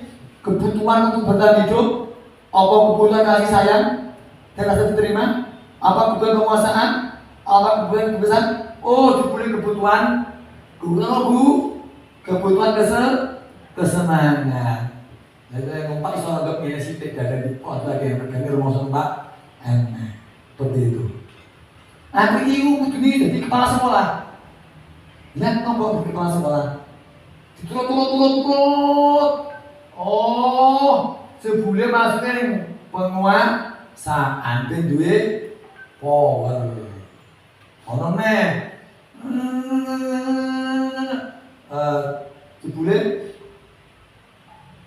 diekui rumah sholat bebas, ngomong berontak adane. Aja piye metu orang-orang ngono ringdi orang-orang ngono sekolah kan jeruk kudune diterake mau mulai kudune disiko kalau nggawa motor umpamane Kuning malah ini. aku iki nyindir sapa ya kita sindir ya sing tak sindir sapa Soko. aku malah kayak gumun tuh sebune dhek kuwi kepengin kebebasan lah ya kira-kira betul apa tidak? Tahu gini gue. Iya, ternyata itu. Jadi ya kita akui. Sehingga kalau kita ingin kehidupan kita itu sempurna, ya akhirnya tak terus sempurna dunia tidak ada. Tetapi paling tidak kita akan bahagia ketika kebutuhan ini yang namanya 5 kebutuhan dasar bisa terpenuhi. Kebutuhan bertahan hidup itu nanti apa-apa kita terpenuhi. Kasih sayang dan rasa diterima terpenuhi. Mulai nggak ada ngomong kalian mimido. Itu ya asli itu kalau kasih sayang dan rasa diterima. Iya, cerita. Ini kita siapa? Ya tidak tahu. Nah, seperti itu. Atau ada seperti ini. Kemudian lanjutnya. Nah, yang pertama kebutuhan bertahan hidup. Kebutuhan bertahan hidup itu bahasa Inggrisnya survival. Survival apa? Survival ya kebutuhan bertahan hidup. Kebutuhan bertahan hidup itu piye? Itu kebutuhan yang bersifat fisiologis untuk bertahan hidup. Jadi misalnya kepengen sehat, ono wong watuk, gage golek watuk, gage cari obat batuk. Iku asline DE itu larinya ke dalam kebutuhan dasar manusia yang berbentuk kebutuhan bertahan hidup peti nih waktu eloro yang utama atau paru-paru ini pocot malah mati bahaya. Nuh akhirnya dia boleh obat ini berarti seperti ini misalnya kesehatan butuh rumah. Ada mas saya cepet takut mas seperti itu rumah. Bosok koyo nanti. Ini kan soalnya berisik mau ini mau persis. Arti, atau gue masuk sekarang coba juga habis suaranya demikian jalan. Suaranya memang nonton lu jalan ini. Nah, ini rumah. Ono gawe omah. Ini masuknya ke kebutuhan bertahan hidup, bukan kesenangan. Kok ono wong gawe omah, kok lagi sering kesenangan? Berarti ini sebenarnya sudah ada kesalahan perilaku seperti itu. Tapi ya hobi di rumah, di rumah kok hobi, bukan kebutuhan bertahan hidup. Artinya ini ada apa namanya? Ada sesuatu yang harus dibenahi seperti itu. Kemudian contohnya lagi makanan seperti itu. Ini kebutuhan bertahan hidup. Kebutuhan biologis sebagai bagian dari proses reproduksi termasuk kebutuhan untuk tetap bertahan hidup. Ini jelas. Ya, saya sendiri saya akui. Soalnya apa? Memang benar. Jadi iya ya. Seperti yang saya alami. Ini cerita pribadi saja nggak apa-apa saya. Berarti saya alami dulu. Saya itu sampai bingung guru-guru teman kawin. Iya, saya kan sudah umur 31 tahun, belum nikah. Bingung. Karena apa? Karena memang kebutuhan biologis ini termasuk kebutuhan bertahan hidup. Belum terpenuhi. Jadi kalian udah stres aslinya gitu. Sampai sekarang. Alhamdulillah tidak. Ya. Masih ada. Di umur 32 tahun, alhamdulillah bisa menikah. Ya, akhirnya apa? Ya, satu beban, kalau umpamanya ono beban itu jumlahnya 70. Kan jadi kan free beban, 100% nol beban. Ban 70. Alhamdulillah karena tidak somo mergane satu beban sudah tergugurkan. Karena memang diakui ini juga termasuk bertahan hidup. Orang di rumah, ya berarti itu kebutuhan bertahan hidup masih pincang. Yang nomor 1. Umpamanya seperti ini, orang sehat, ya berarti ya kebutuhan bertahan hidupnya ini juga urung komplit berarti. Seperti itu. Ini dari 5 dasar kebutuhan manusia yang pertama. Yang kedua, apa itu? kasih sayang dan rasa diterima. Gambarnya ya. Ya, ini Siapa Pak Ibu? mau kalau saya cerita ini, saya khawatirnya nanti malah saya merancang dari topik. Karena apa? Karena ini masih lama, ini juga ceritanya panjang ini Pak. Gak apa-apa. Lebih menarik dari itu. Jadi Pak Ali, kira-kira enak yang ini apa topiknya sini Pak Ali? Enak mau ya. yang sini Pak Ali. Ya, ini. Yang kedua, kebutuhan ini kebutuhan kasih sayang dan rasa diterima atau kebutuhan untuk diterima. Ini jujur saya cerita ya, tapi bukannya saya juga. Di kampung saya itu ada seseorang, hari ini orangnya masih hidup, tetapi mesake Pak. Karena apa? Karena dia itu boleh dikata paling stres bening. Orangnya stres. Kuning stres. Enggak, ini saya cerita orang daerah saya. Setelah saya teliti, waktu itu saya belum mengetahui ilmu ini. Belum CGP saya.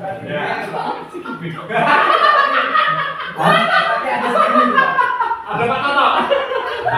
Belum. Ya, belum. Kemudian tanya begini. Orang itu memang betul. Dia itu hancur kehidupannya. Ini cerita nyata ini.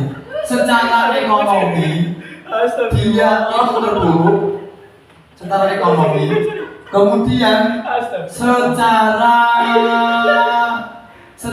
ini kasih sayang dia itu juga gagal karena istrinya itu lari balik mulai ceritanya. Kemudian yang ketiga, secara rasa diterima di kampung itu orang itu joros-joros ngomongin delala, yang delala, kok sing ngomong kalian aku. Untuk delala. Tapi akhirnya itu betul orang stres. Jadi sama-sama stres pakai Pak. Sehingga kalau kita supaya itu enak, ya, itu sebisa mungkin seperti ini. Kita semua ini punya kasih sayang, punya cinta untuk diri kita dan kepada orang lain ada, dan juga kita saling menerima seperti ini. Kemudian yang ketiga dari kebutuhan dasar hidup, penguasaan, atau kata lainnya kebutuhan pengakuan atas kemampuan. Jadi memang diakui tidak diakui, kita itu butuh pengakuan atas kemampuan. Makanya kadang ada orang marah ini. Ini kurang kesalahan gua apa uang? Ini gua apa uang kok? Orang kalimat seperti itu gara-gara ini dia itu merasa tidak diakui kemampuannya. Seperti itu loh.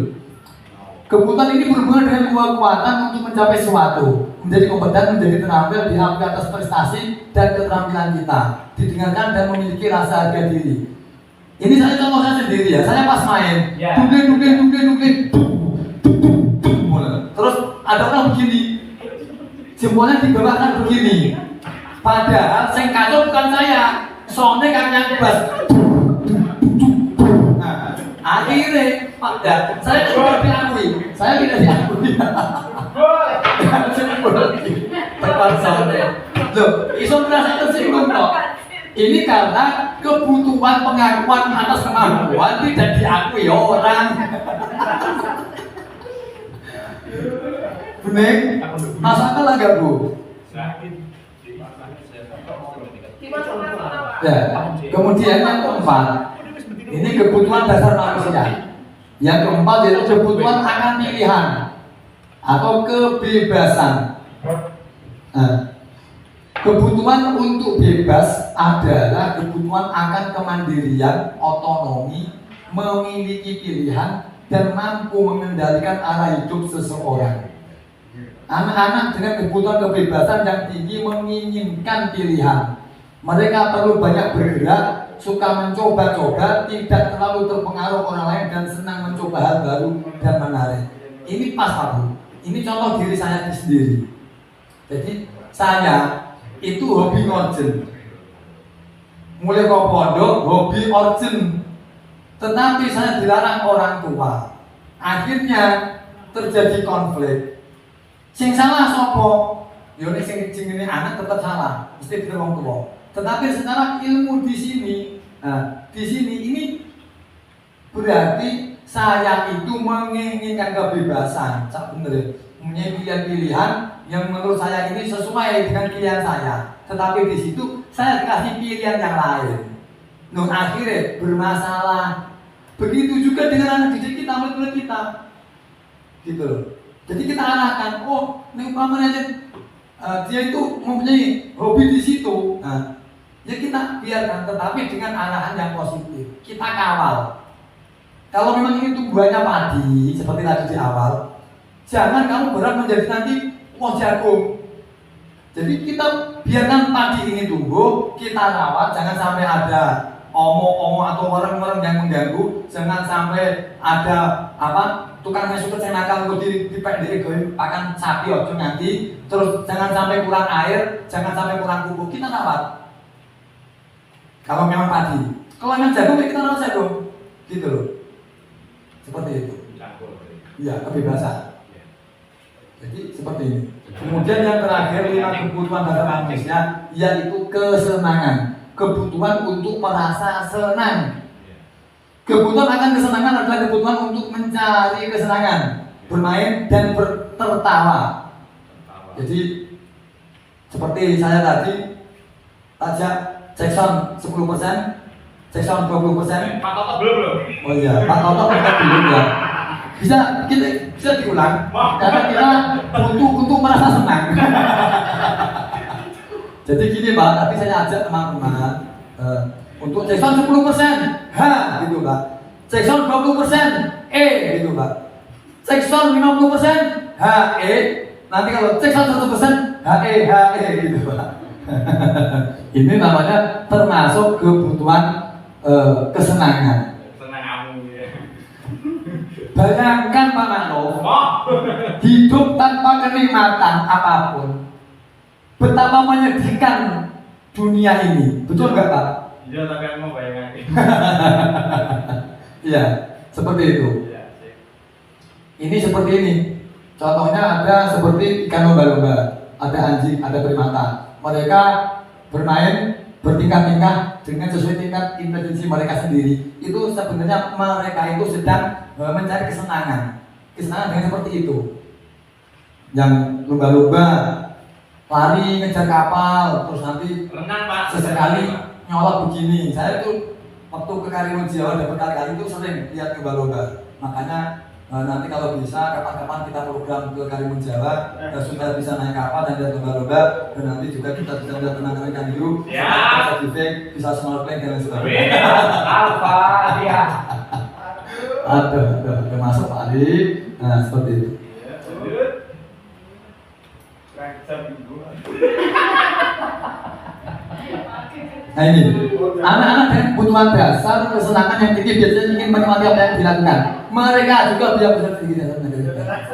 Mereka suka bermain dan suka mengoleksi barang. Jadi kalau ada orang suka mengoleksi barang, anak-anak dewasa berarti itu memang lainnya karena untuk mendapatkan kesenangan. Jadi kebutuhan dasar hidup yang kelima, yang kesenangan, suka mengoleksi barang, bukan mau mengoleksi orang ya beli ya. Ya, Pak. Jadi ibu mengoleksi barang bukan orang. Pak Edi mengoleksi orang. Orang. Gila. Suka bergurau itu termasuk. Makanya kalau Pak Edi senangannya guyon, jadi guyon, kadang saya nyambung, kadang saya moral. tinggal siang masing-masing ya. Tapi intinya itu untuk Satu lanjut. untuk kesenangan Pak Edi ya. Iya, seperti itu. Aduh. Dunia berkualitas. Saya tanya Pak Ali. Terakhir, terima kasih. Pak Ali, tak tanya Pak, jenengan apakah pernah merasa bahwa hidup jenengan itu merasa benar-benar berharga selama ini? Dari dulu sampai hari ini? Pernah? Jadi? Pernah? Saat apa ibu? Saat melahirkan atau saat apa ibu? Ini waktu baca beda-beda, mungkin pas melahirkan dia merasa sangat, jadi merasa sangat, kan saya juga kan, Bulila apa Bu? Pernah enggak Bu? Pernah? Ya. Pas apa itu Bu? Saya saat mengikuti seminar ini, Pak.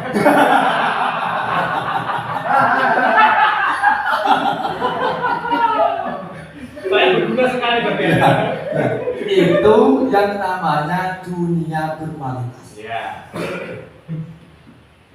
Dunia berkualitas kita adalah tempat khusus dalam pikiran kita. Tempat kita menyimpan gambaran representasi dari semua yang kita inginkan. Jadi kita mempunyai cita-cita apa, kemudian cita-cita itu bisa terlaksanakan dan menjadi sebuah memori di dalam inti pikiran kita yang terkenang-kenang tidak akan terlupakan. Itu namanya dunia berkualitas. Dan itu bisa banyak. Mungkin ada siapa mungkin cuma 10, ada siapa cuma 5, ada siapa cuma 9. Berarti enggak banyak. Itu dunia berkualitas. Orang yang bisa sampai meraih dunia berkualitas pasti bahagia, puas menjalani kehidupan.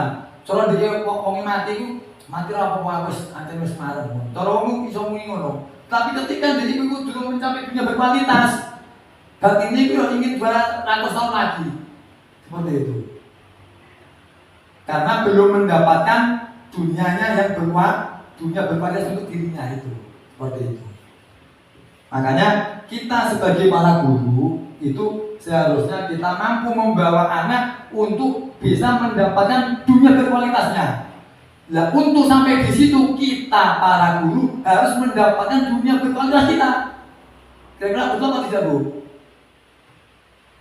Masih betul nggak paham masih Bu? Ya itu. Ya, yang kelima ini lagi 5 padahal itu ini. Ya.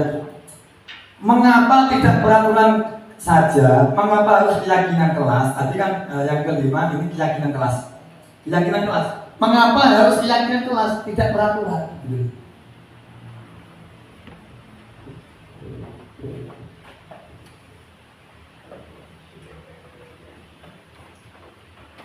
Ini contohnya.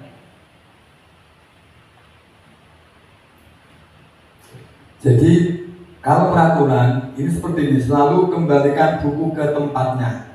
Ini peraturan. Tetapi kalau keyakinan ini beda. Kalau keyakinan kira-kira apa, Bu? Kesehatan, apa bentuk tanggung jawab, keyakinan sebuah tanggung jawab, apa keyakinan atau kudu sehat, kudu mengembalikan buku ke tempatnya, Bu? Apa aku harus menghormati orang lain sehingga harus mengembalikan buku ke tempatnya? Maksudnya apa begitu?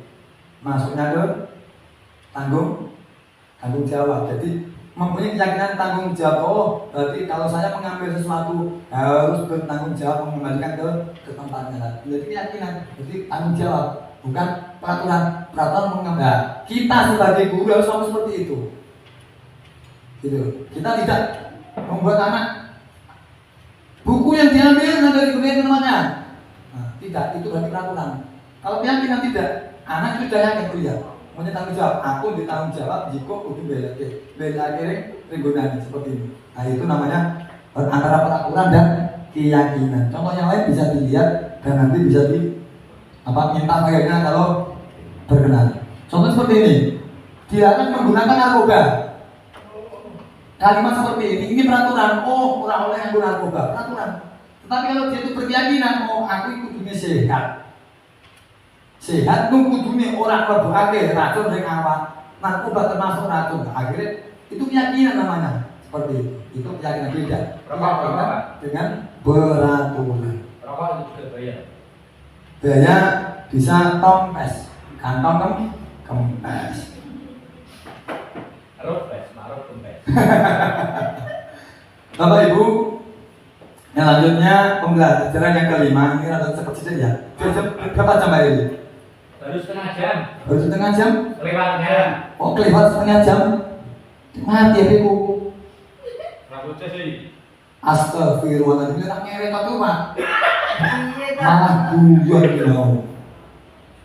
Sudah lah berlaku 1 jam 27 tak kita lihat jam. Kamu mereka tahu apa ini? Iya dong. Mereka tahu apa? Orang kacau deh. Mereka Pak? Ya orang kacau.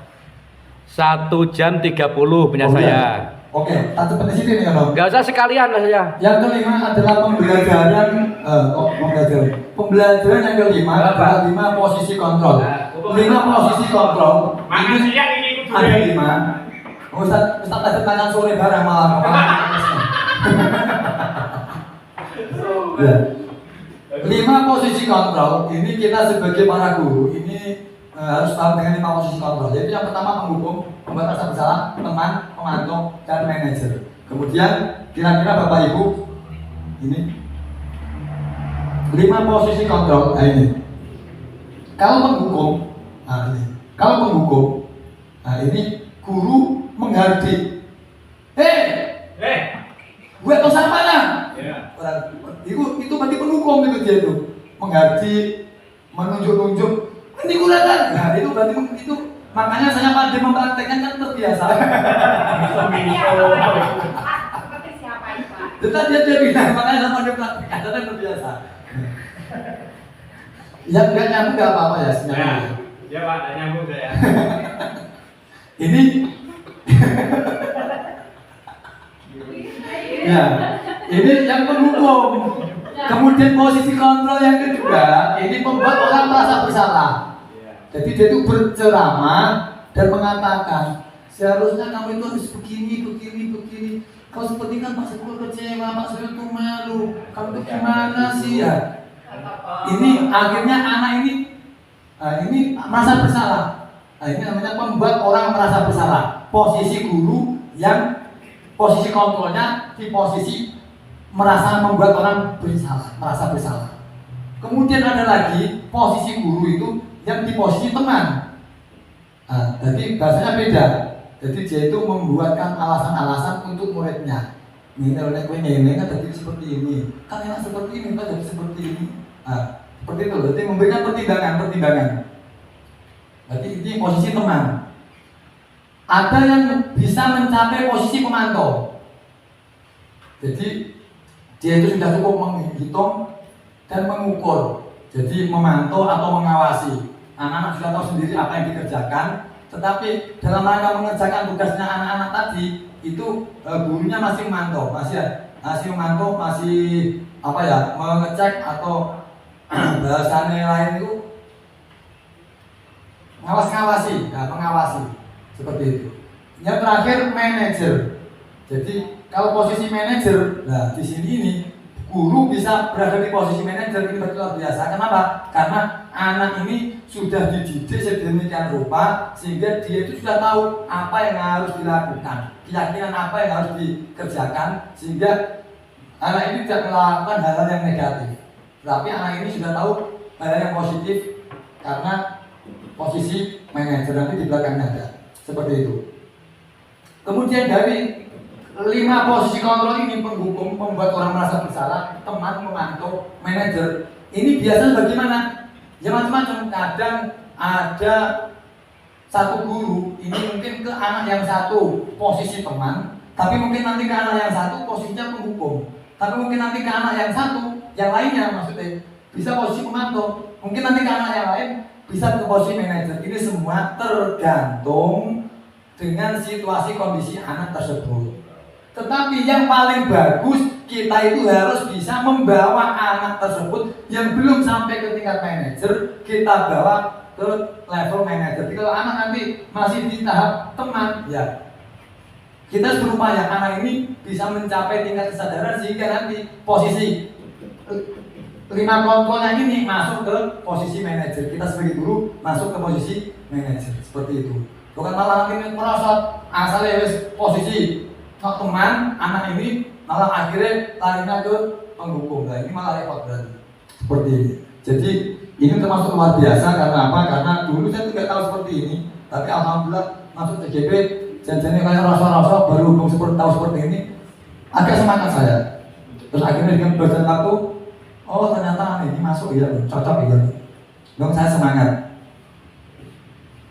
Karena semangatnya akhirnya saya bingung diri. Tak tinggal memang tak lakukan tinggal tambah ribut. Si malakama saya. Pertanyaan-pertanyaan.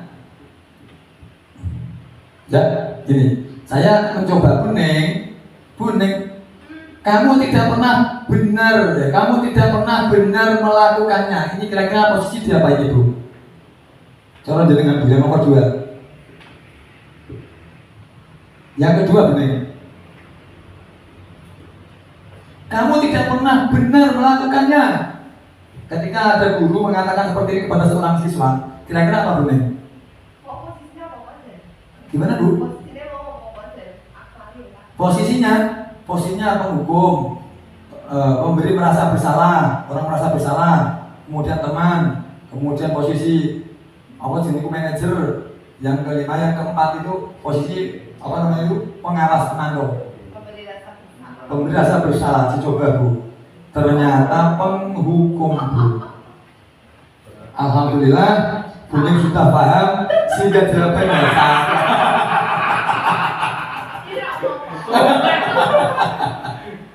Ya, yang penting bahagia Bu. Kita itu bahagia. Cek 10% berbilang. Cek 10%.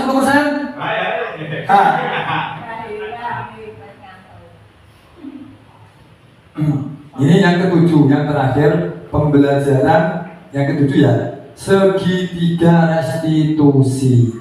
Tadi saya ada terangkan, Bu Lila, restitusi apa Bu? Bukan restitusi, no. Terus tadi ambil segitiga. Restitusi itu apa Bu? Lupa Bu? Ya alhamdulillah sama saya dipanggil penalih Bu. Ya.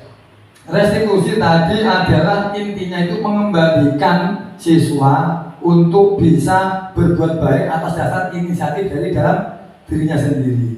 Kemudian kalau segitiga restitusi ini langkah bagaimana cara siswa bisa direstitusi gitu loh. Nah caranya ada 3 cara sehingga dinamakan, karena ada 3, 1, 2, 3 akhirnya begini kan 1, 2, 3 ya. Berarti ini sisi 1, sisi 2, sisi 3 seperti itu loh. Maka dinamakan segitiga restitusi. Segitiga mana Pak? Sebentar Pak, ini baru saya Pak. Nah ini alhamdulillah sudah bisa keluar. Nah segitiga restitusi. Jadi seperti ini. Yang pertama yang dilakukan untuk segitiga restitusi adalah yang nomor satu, menstabilkan identitas. Ketika identitas sudah stabil, kemudian kita memvalidasi kebutuhan. Setelah validasi kebutuhan terjawab, kemudian kita menanyakan kebutuhan, menanyakan keyakinan. Aku sih dari laki itu kan sengaja. Ya, jadi yang pertama menstabilkan identitas. Ketika identitas sudah stabil, nanti kita validasi kebutuhan. Ketika validasi kebutuhan sudah terjawab, maka nanti kita menanyakan keyakinan. Setelah ini terpenuhi semua, maka nanti perubahan akan terjadi. Seperti itu.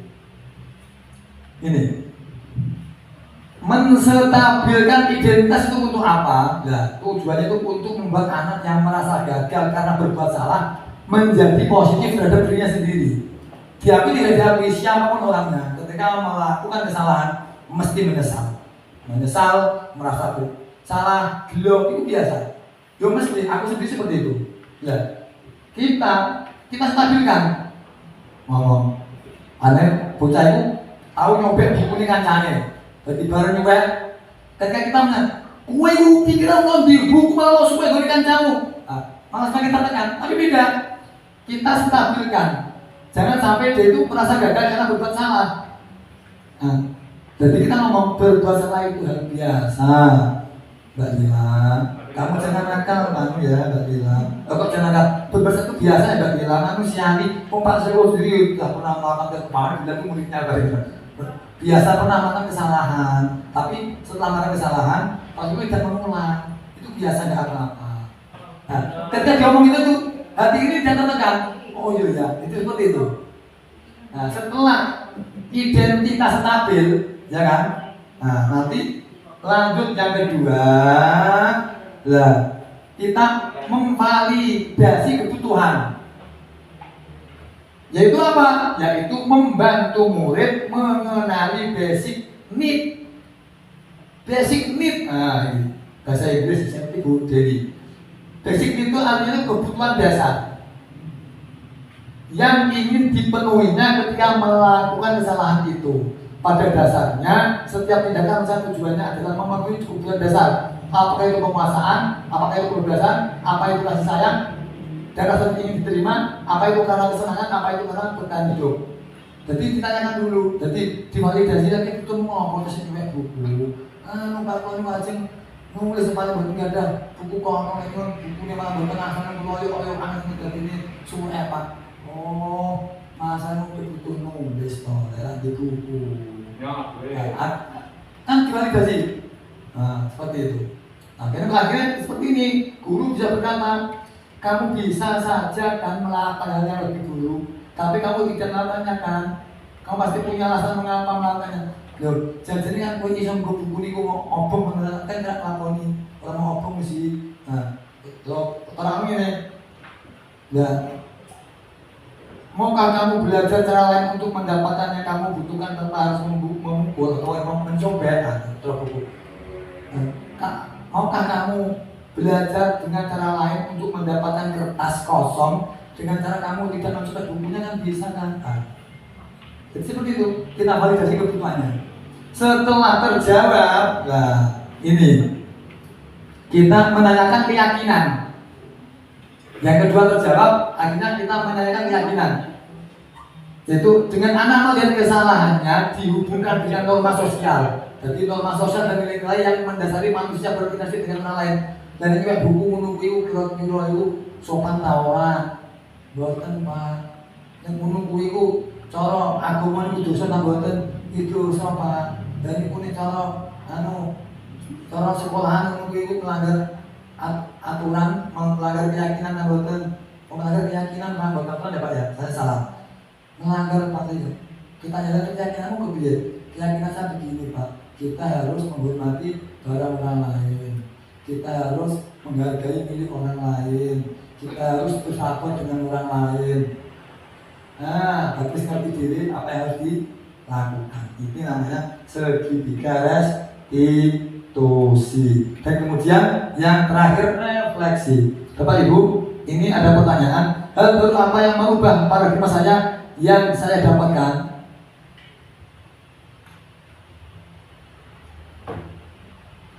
Kira-kira apa punya? Refleksi ini pun mau Pak Riko.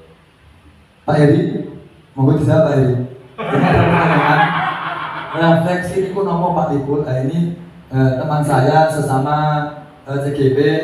Dan Pak Heri ini jelas senior saya dari umur mengajar, umur kelahiran, dan apa namanya pendidikannya juga senior saya ini. Jadi MPD, saya kan SPD. Soal itu pemain dangdut, saya kan MPD. Pak Heri, monggo Pak Heri. Refleksi itu apa Pak?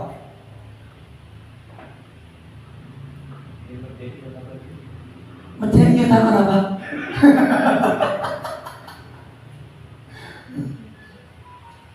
Monggo Pak Toto mungkin bisa dijelaskan Pak refleksi. Saya kan bertanya, barangkali teman-teman kan juga ingin tahu apa yang dimaksud refleksi.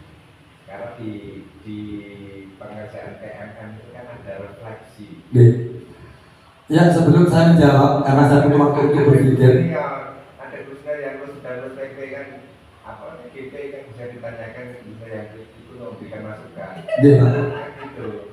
Nah, sebenarnya katanya kan bisa biar katanya memberikan penjelasan Iya. gitu. Ya, ini ada pertanyaan refleksi. Apa itu refleksi? Untuk teman-teman, saya punya jawabannya, tapi saya khawatir nanti kalau salah, daripada saya salah atau menjawab asal-asalan. Ini saya mohon untuk guru-guru senior yang apa namanya mungkin sudah mengetahui atau teman yang lainnya belum senior, nggak apa-apa kalau sudah tahu bisa menjawab sesuai dengan asli jawabannya, bukan pakai kira-kira begitu. Monggo. Kuning? Tidak apa-apa, monggo Bu. Gimana refleksi itu apa gitu? Kalau saya refleksi itu proses refleksi. Budulan Bu. Pakai mikrofon Bu. Hai. Kalau menurut saya refleksi itu proses melihat pada diri sendiri pada suatu kegiatan atau pekerjaan yang telah kita lakukan dari awal sampai akhir. Misalnya salah satu contohnya kita merefleksi tentang pembelajaran kita sehari-hari. Misalnya kita merefleksi dari awal sampai akhir, apakah kekurangan dari pembelajaran saya, apa yang perlu saya revisi, apa yang perlu saya tindak lanjut. Kalau misalnya refleksi diri pada yang lain, misalnya tentang, kalau tadi kan tentang segitiga restitusi ya. Nah, kita bisa melihat atau merefleksikan kekurangan dari diri kita terhadap penanganan murid. Jika murid kita melakukan kesalahan, apakah yang kita lakukan terhadap murid kita itu sudah benar atau belum? Kita itu termasuk sebagai kategori penghukum atau kita sebagai manajerial dan sebagainya. Itu kalau refleksi menurut saya Pak Riko. Kalau mungkin ada yang perlu dibenahi, silakan monggo Pak Riko untuk dibenahi kembali. Kalau mungkin masih ada yang kurang atau penjelasan saya belum lengkap. Terima kasih. Ya, terima kasih Buning tentang penjelasannya tentang refleksi. Yang mungkin teman-teman, itu saya ulang, mungkin teman-teman ada yang bisa menambahi dari jawaban Buning atau menyanggah dari jawaban Buning. Monggo. Bu Nisti, gimana Bu? Bu Lila, Pak Eli, cukup. Ya, wis dengar tadi kita ikhlasai. Ya, Bapak Ibu, refleksi intinya adalah kita mengkaji ulang apa yang sudah kita lakukan tadi dan kemudian kita mencari solusinya atau kita seperti ini bisa merubah kita apa tidak dengan apa yang sudah kita ketahui sebelumnya. Seperti ini. Tadi kita sudah menanyakan banyak keterangan seperti tadi. Kemudian apakah setelah melihat keterangan itu kita menjadi berubah dalam berparadigma apa kita masih seperti itu. Kalau saya alhamdulillah setelah mempelajari modul ini saya sudah bisa mengkaji apa yang pernah saya lakukan, apa yang pernah saya lewati itu ternyata banyak kesalahan, banyak kekurangan, sehingga saya harus menerapkan ilmu ini. Walaupun terkadang masih kelocok jebule balik ning modul awal seperti itu. Tetapi dalam pikiran saya sudah agak terkenal sedikit, oh ternyata ini mau aku keliru melanggar istilahnya itu cara-cara yang ada di modul 1.4 seperti itu. Kemudian yang kedua, perasaan apa yang muncul selama mengikuti sesi ini? Apakah jenengan susah karena mendengarkan ocehan saya? Atau bagaimana gitu? Khususnya mengenai makna disiplin dan motivasi intrinsik. Gimana Pak Edi? Setelah ikut ini Pak, apa bahagia? Apa menambah pengetahuan? Apa malah semakin tidak tahu Pak? Semakin bingung gitu loh Pak? Lebih berat Pak, mengacaukan pikiran saya. Oh. Ya, jadi memang seperti itu. Terkadang ketika kita mempelajari sesuatu itu seperti saya sendiri, tidak tambah pintar, tambah kacau, tambah bingung atau tambah ruwet. Tapi ada juga yang mencerahkan. Tapi ada sisi lain itu tidak ada apa-apa, nggak ada apa-apa, nggak mencerahkan, nggak ngacau gitu. Tetapi kalau saya pribadi, untuk di modul ini saya akui benar-benar ini yang dulu saya beranggapan seperti tadi ya. Saya harus disiplin. Ini sebuah tekanan, sebuah keharusan yang harus saya lakukan ini karena demi atasan. Kemudian ini saya lakukan demi nama baik. Tapi sekarang saya tidak, karena muncul dari dalam diri sendiri, karena menjadi motivasi intrinsik. Oh iya, ini semua demi diri saya, ini semua demi memperbaiki diri saya sendiri. Jadi akhirnya saya melakukannya ini karena motivasi internal atau motivasi intrinsik, bukan karena eksternal, hal-hal lain yang di luar diri sendiri gitu. Yang ketiga, peran Among seperti apakah? Jadi ini peran Among ini saya sengaja menulis yang salah karena pas ngantuk-ngantuk Bu, jadi saya sengaja menulis tapi boleh salah gitu. Peran Among seperti apakah yang saya telah lakukan selama mengikuti modul ini? Monggo, mungkin Bu Dewi, kita melakukan peran yang mana Bu setelah tahu keterangan di modul ini? Apakah di posisi penghukum, apa di posisi apa? Terus kemudian dari 5 kebutuhan dasar manusia ini yang belum terpenuhi, yang apa-apa sudah terpenuhi semua. Dan gimana Bu Dewi, monggo. Sebentar Bu, pakai mikrofon Bu, coba Bu.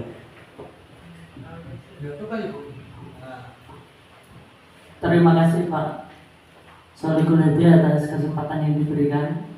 Seharusnya sebagai guru yang ideal kita harus berperan sesuai dengan kondisinya masing-masing. Saat anak-anak membutuhkan banyak dukungan dan nasihat, bisa jadi dari yang disebutkan Pak Solikul tadi, beberapa telah terpenuhi oleh kami dan masih ada yang perlu diselaraskan kembali.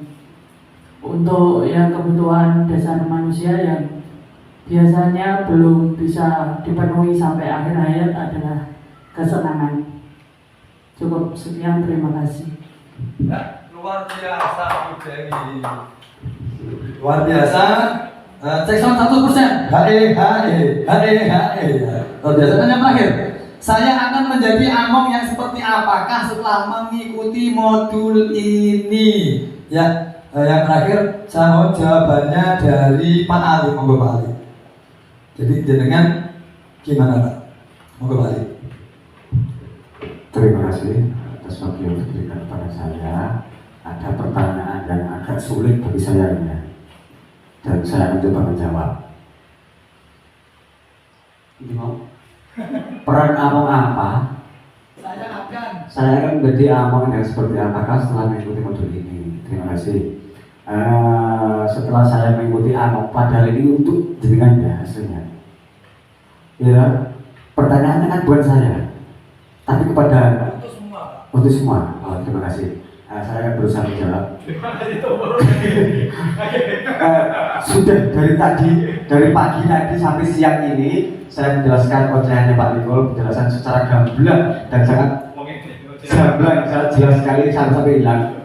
Saya akan berusaha menjadi among yang bisa memomong untuk anak-anak didik saya supaya anak-anak didik saya itu semakin ke depan semakin tetap bergembira dalam menerima pelajaran, mereka lebih semangat, mereka lebih senang, sehingga anak-anak itu akan rindu untuk selalu belajar, akan selalu hadir setiap harinya untuk mengikuti pelajaran. Terima kasih.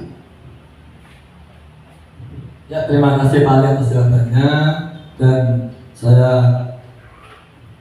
di sini kira cukup. Oleh karena itu, kepada seluruh Bapak Ibu, dari saya pribadi, saya ingat al-insanu mahal khotok manusia. Al-insanu utawi manungsa iku mahal khotok, nggon keliru manusia lan nggon lali. Sehingga ketika saya melakukan sebuah kekeliruan atau hal apa yang di situ menjadikan tidak berkenannya Bapak Ibu semua, saya pribadi mengucapkan mohon maaf yang sebesar-besarnya. Tidak di antara ini saja, semua dari dulu sampai hari ini dan nanti akan datang. Kalau saya ada kesalahan, ada kekhilafan, saya mohon maaf yang sebesar-besarnya. Itu dipanggil. Begitu juga dengan kalian semua, dari dulu sampai hari ini sampai akan datang. Kalau ada kesalahan, insya Allah juga saya maafkan. Dan akhirnya dari saya mengucapkan terima kasih. Jazakumullah khairul jazakumullah khairan katsira. Amin Allahumma amin. Wassalamualaikum warahmatullahi wabarakatuh. Waalaikumsalam warahmatullahi wabarakatuh.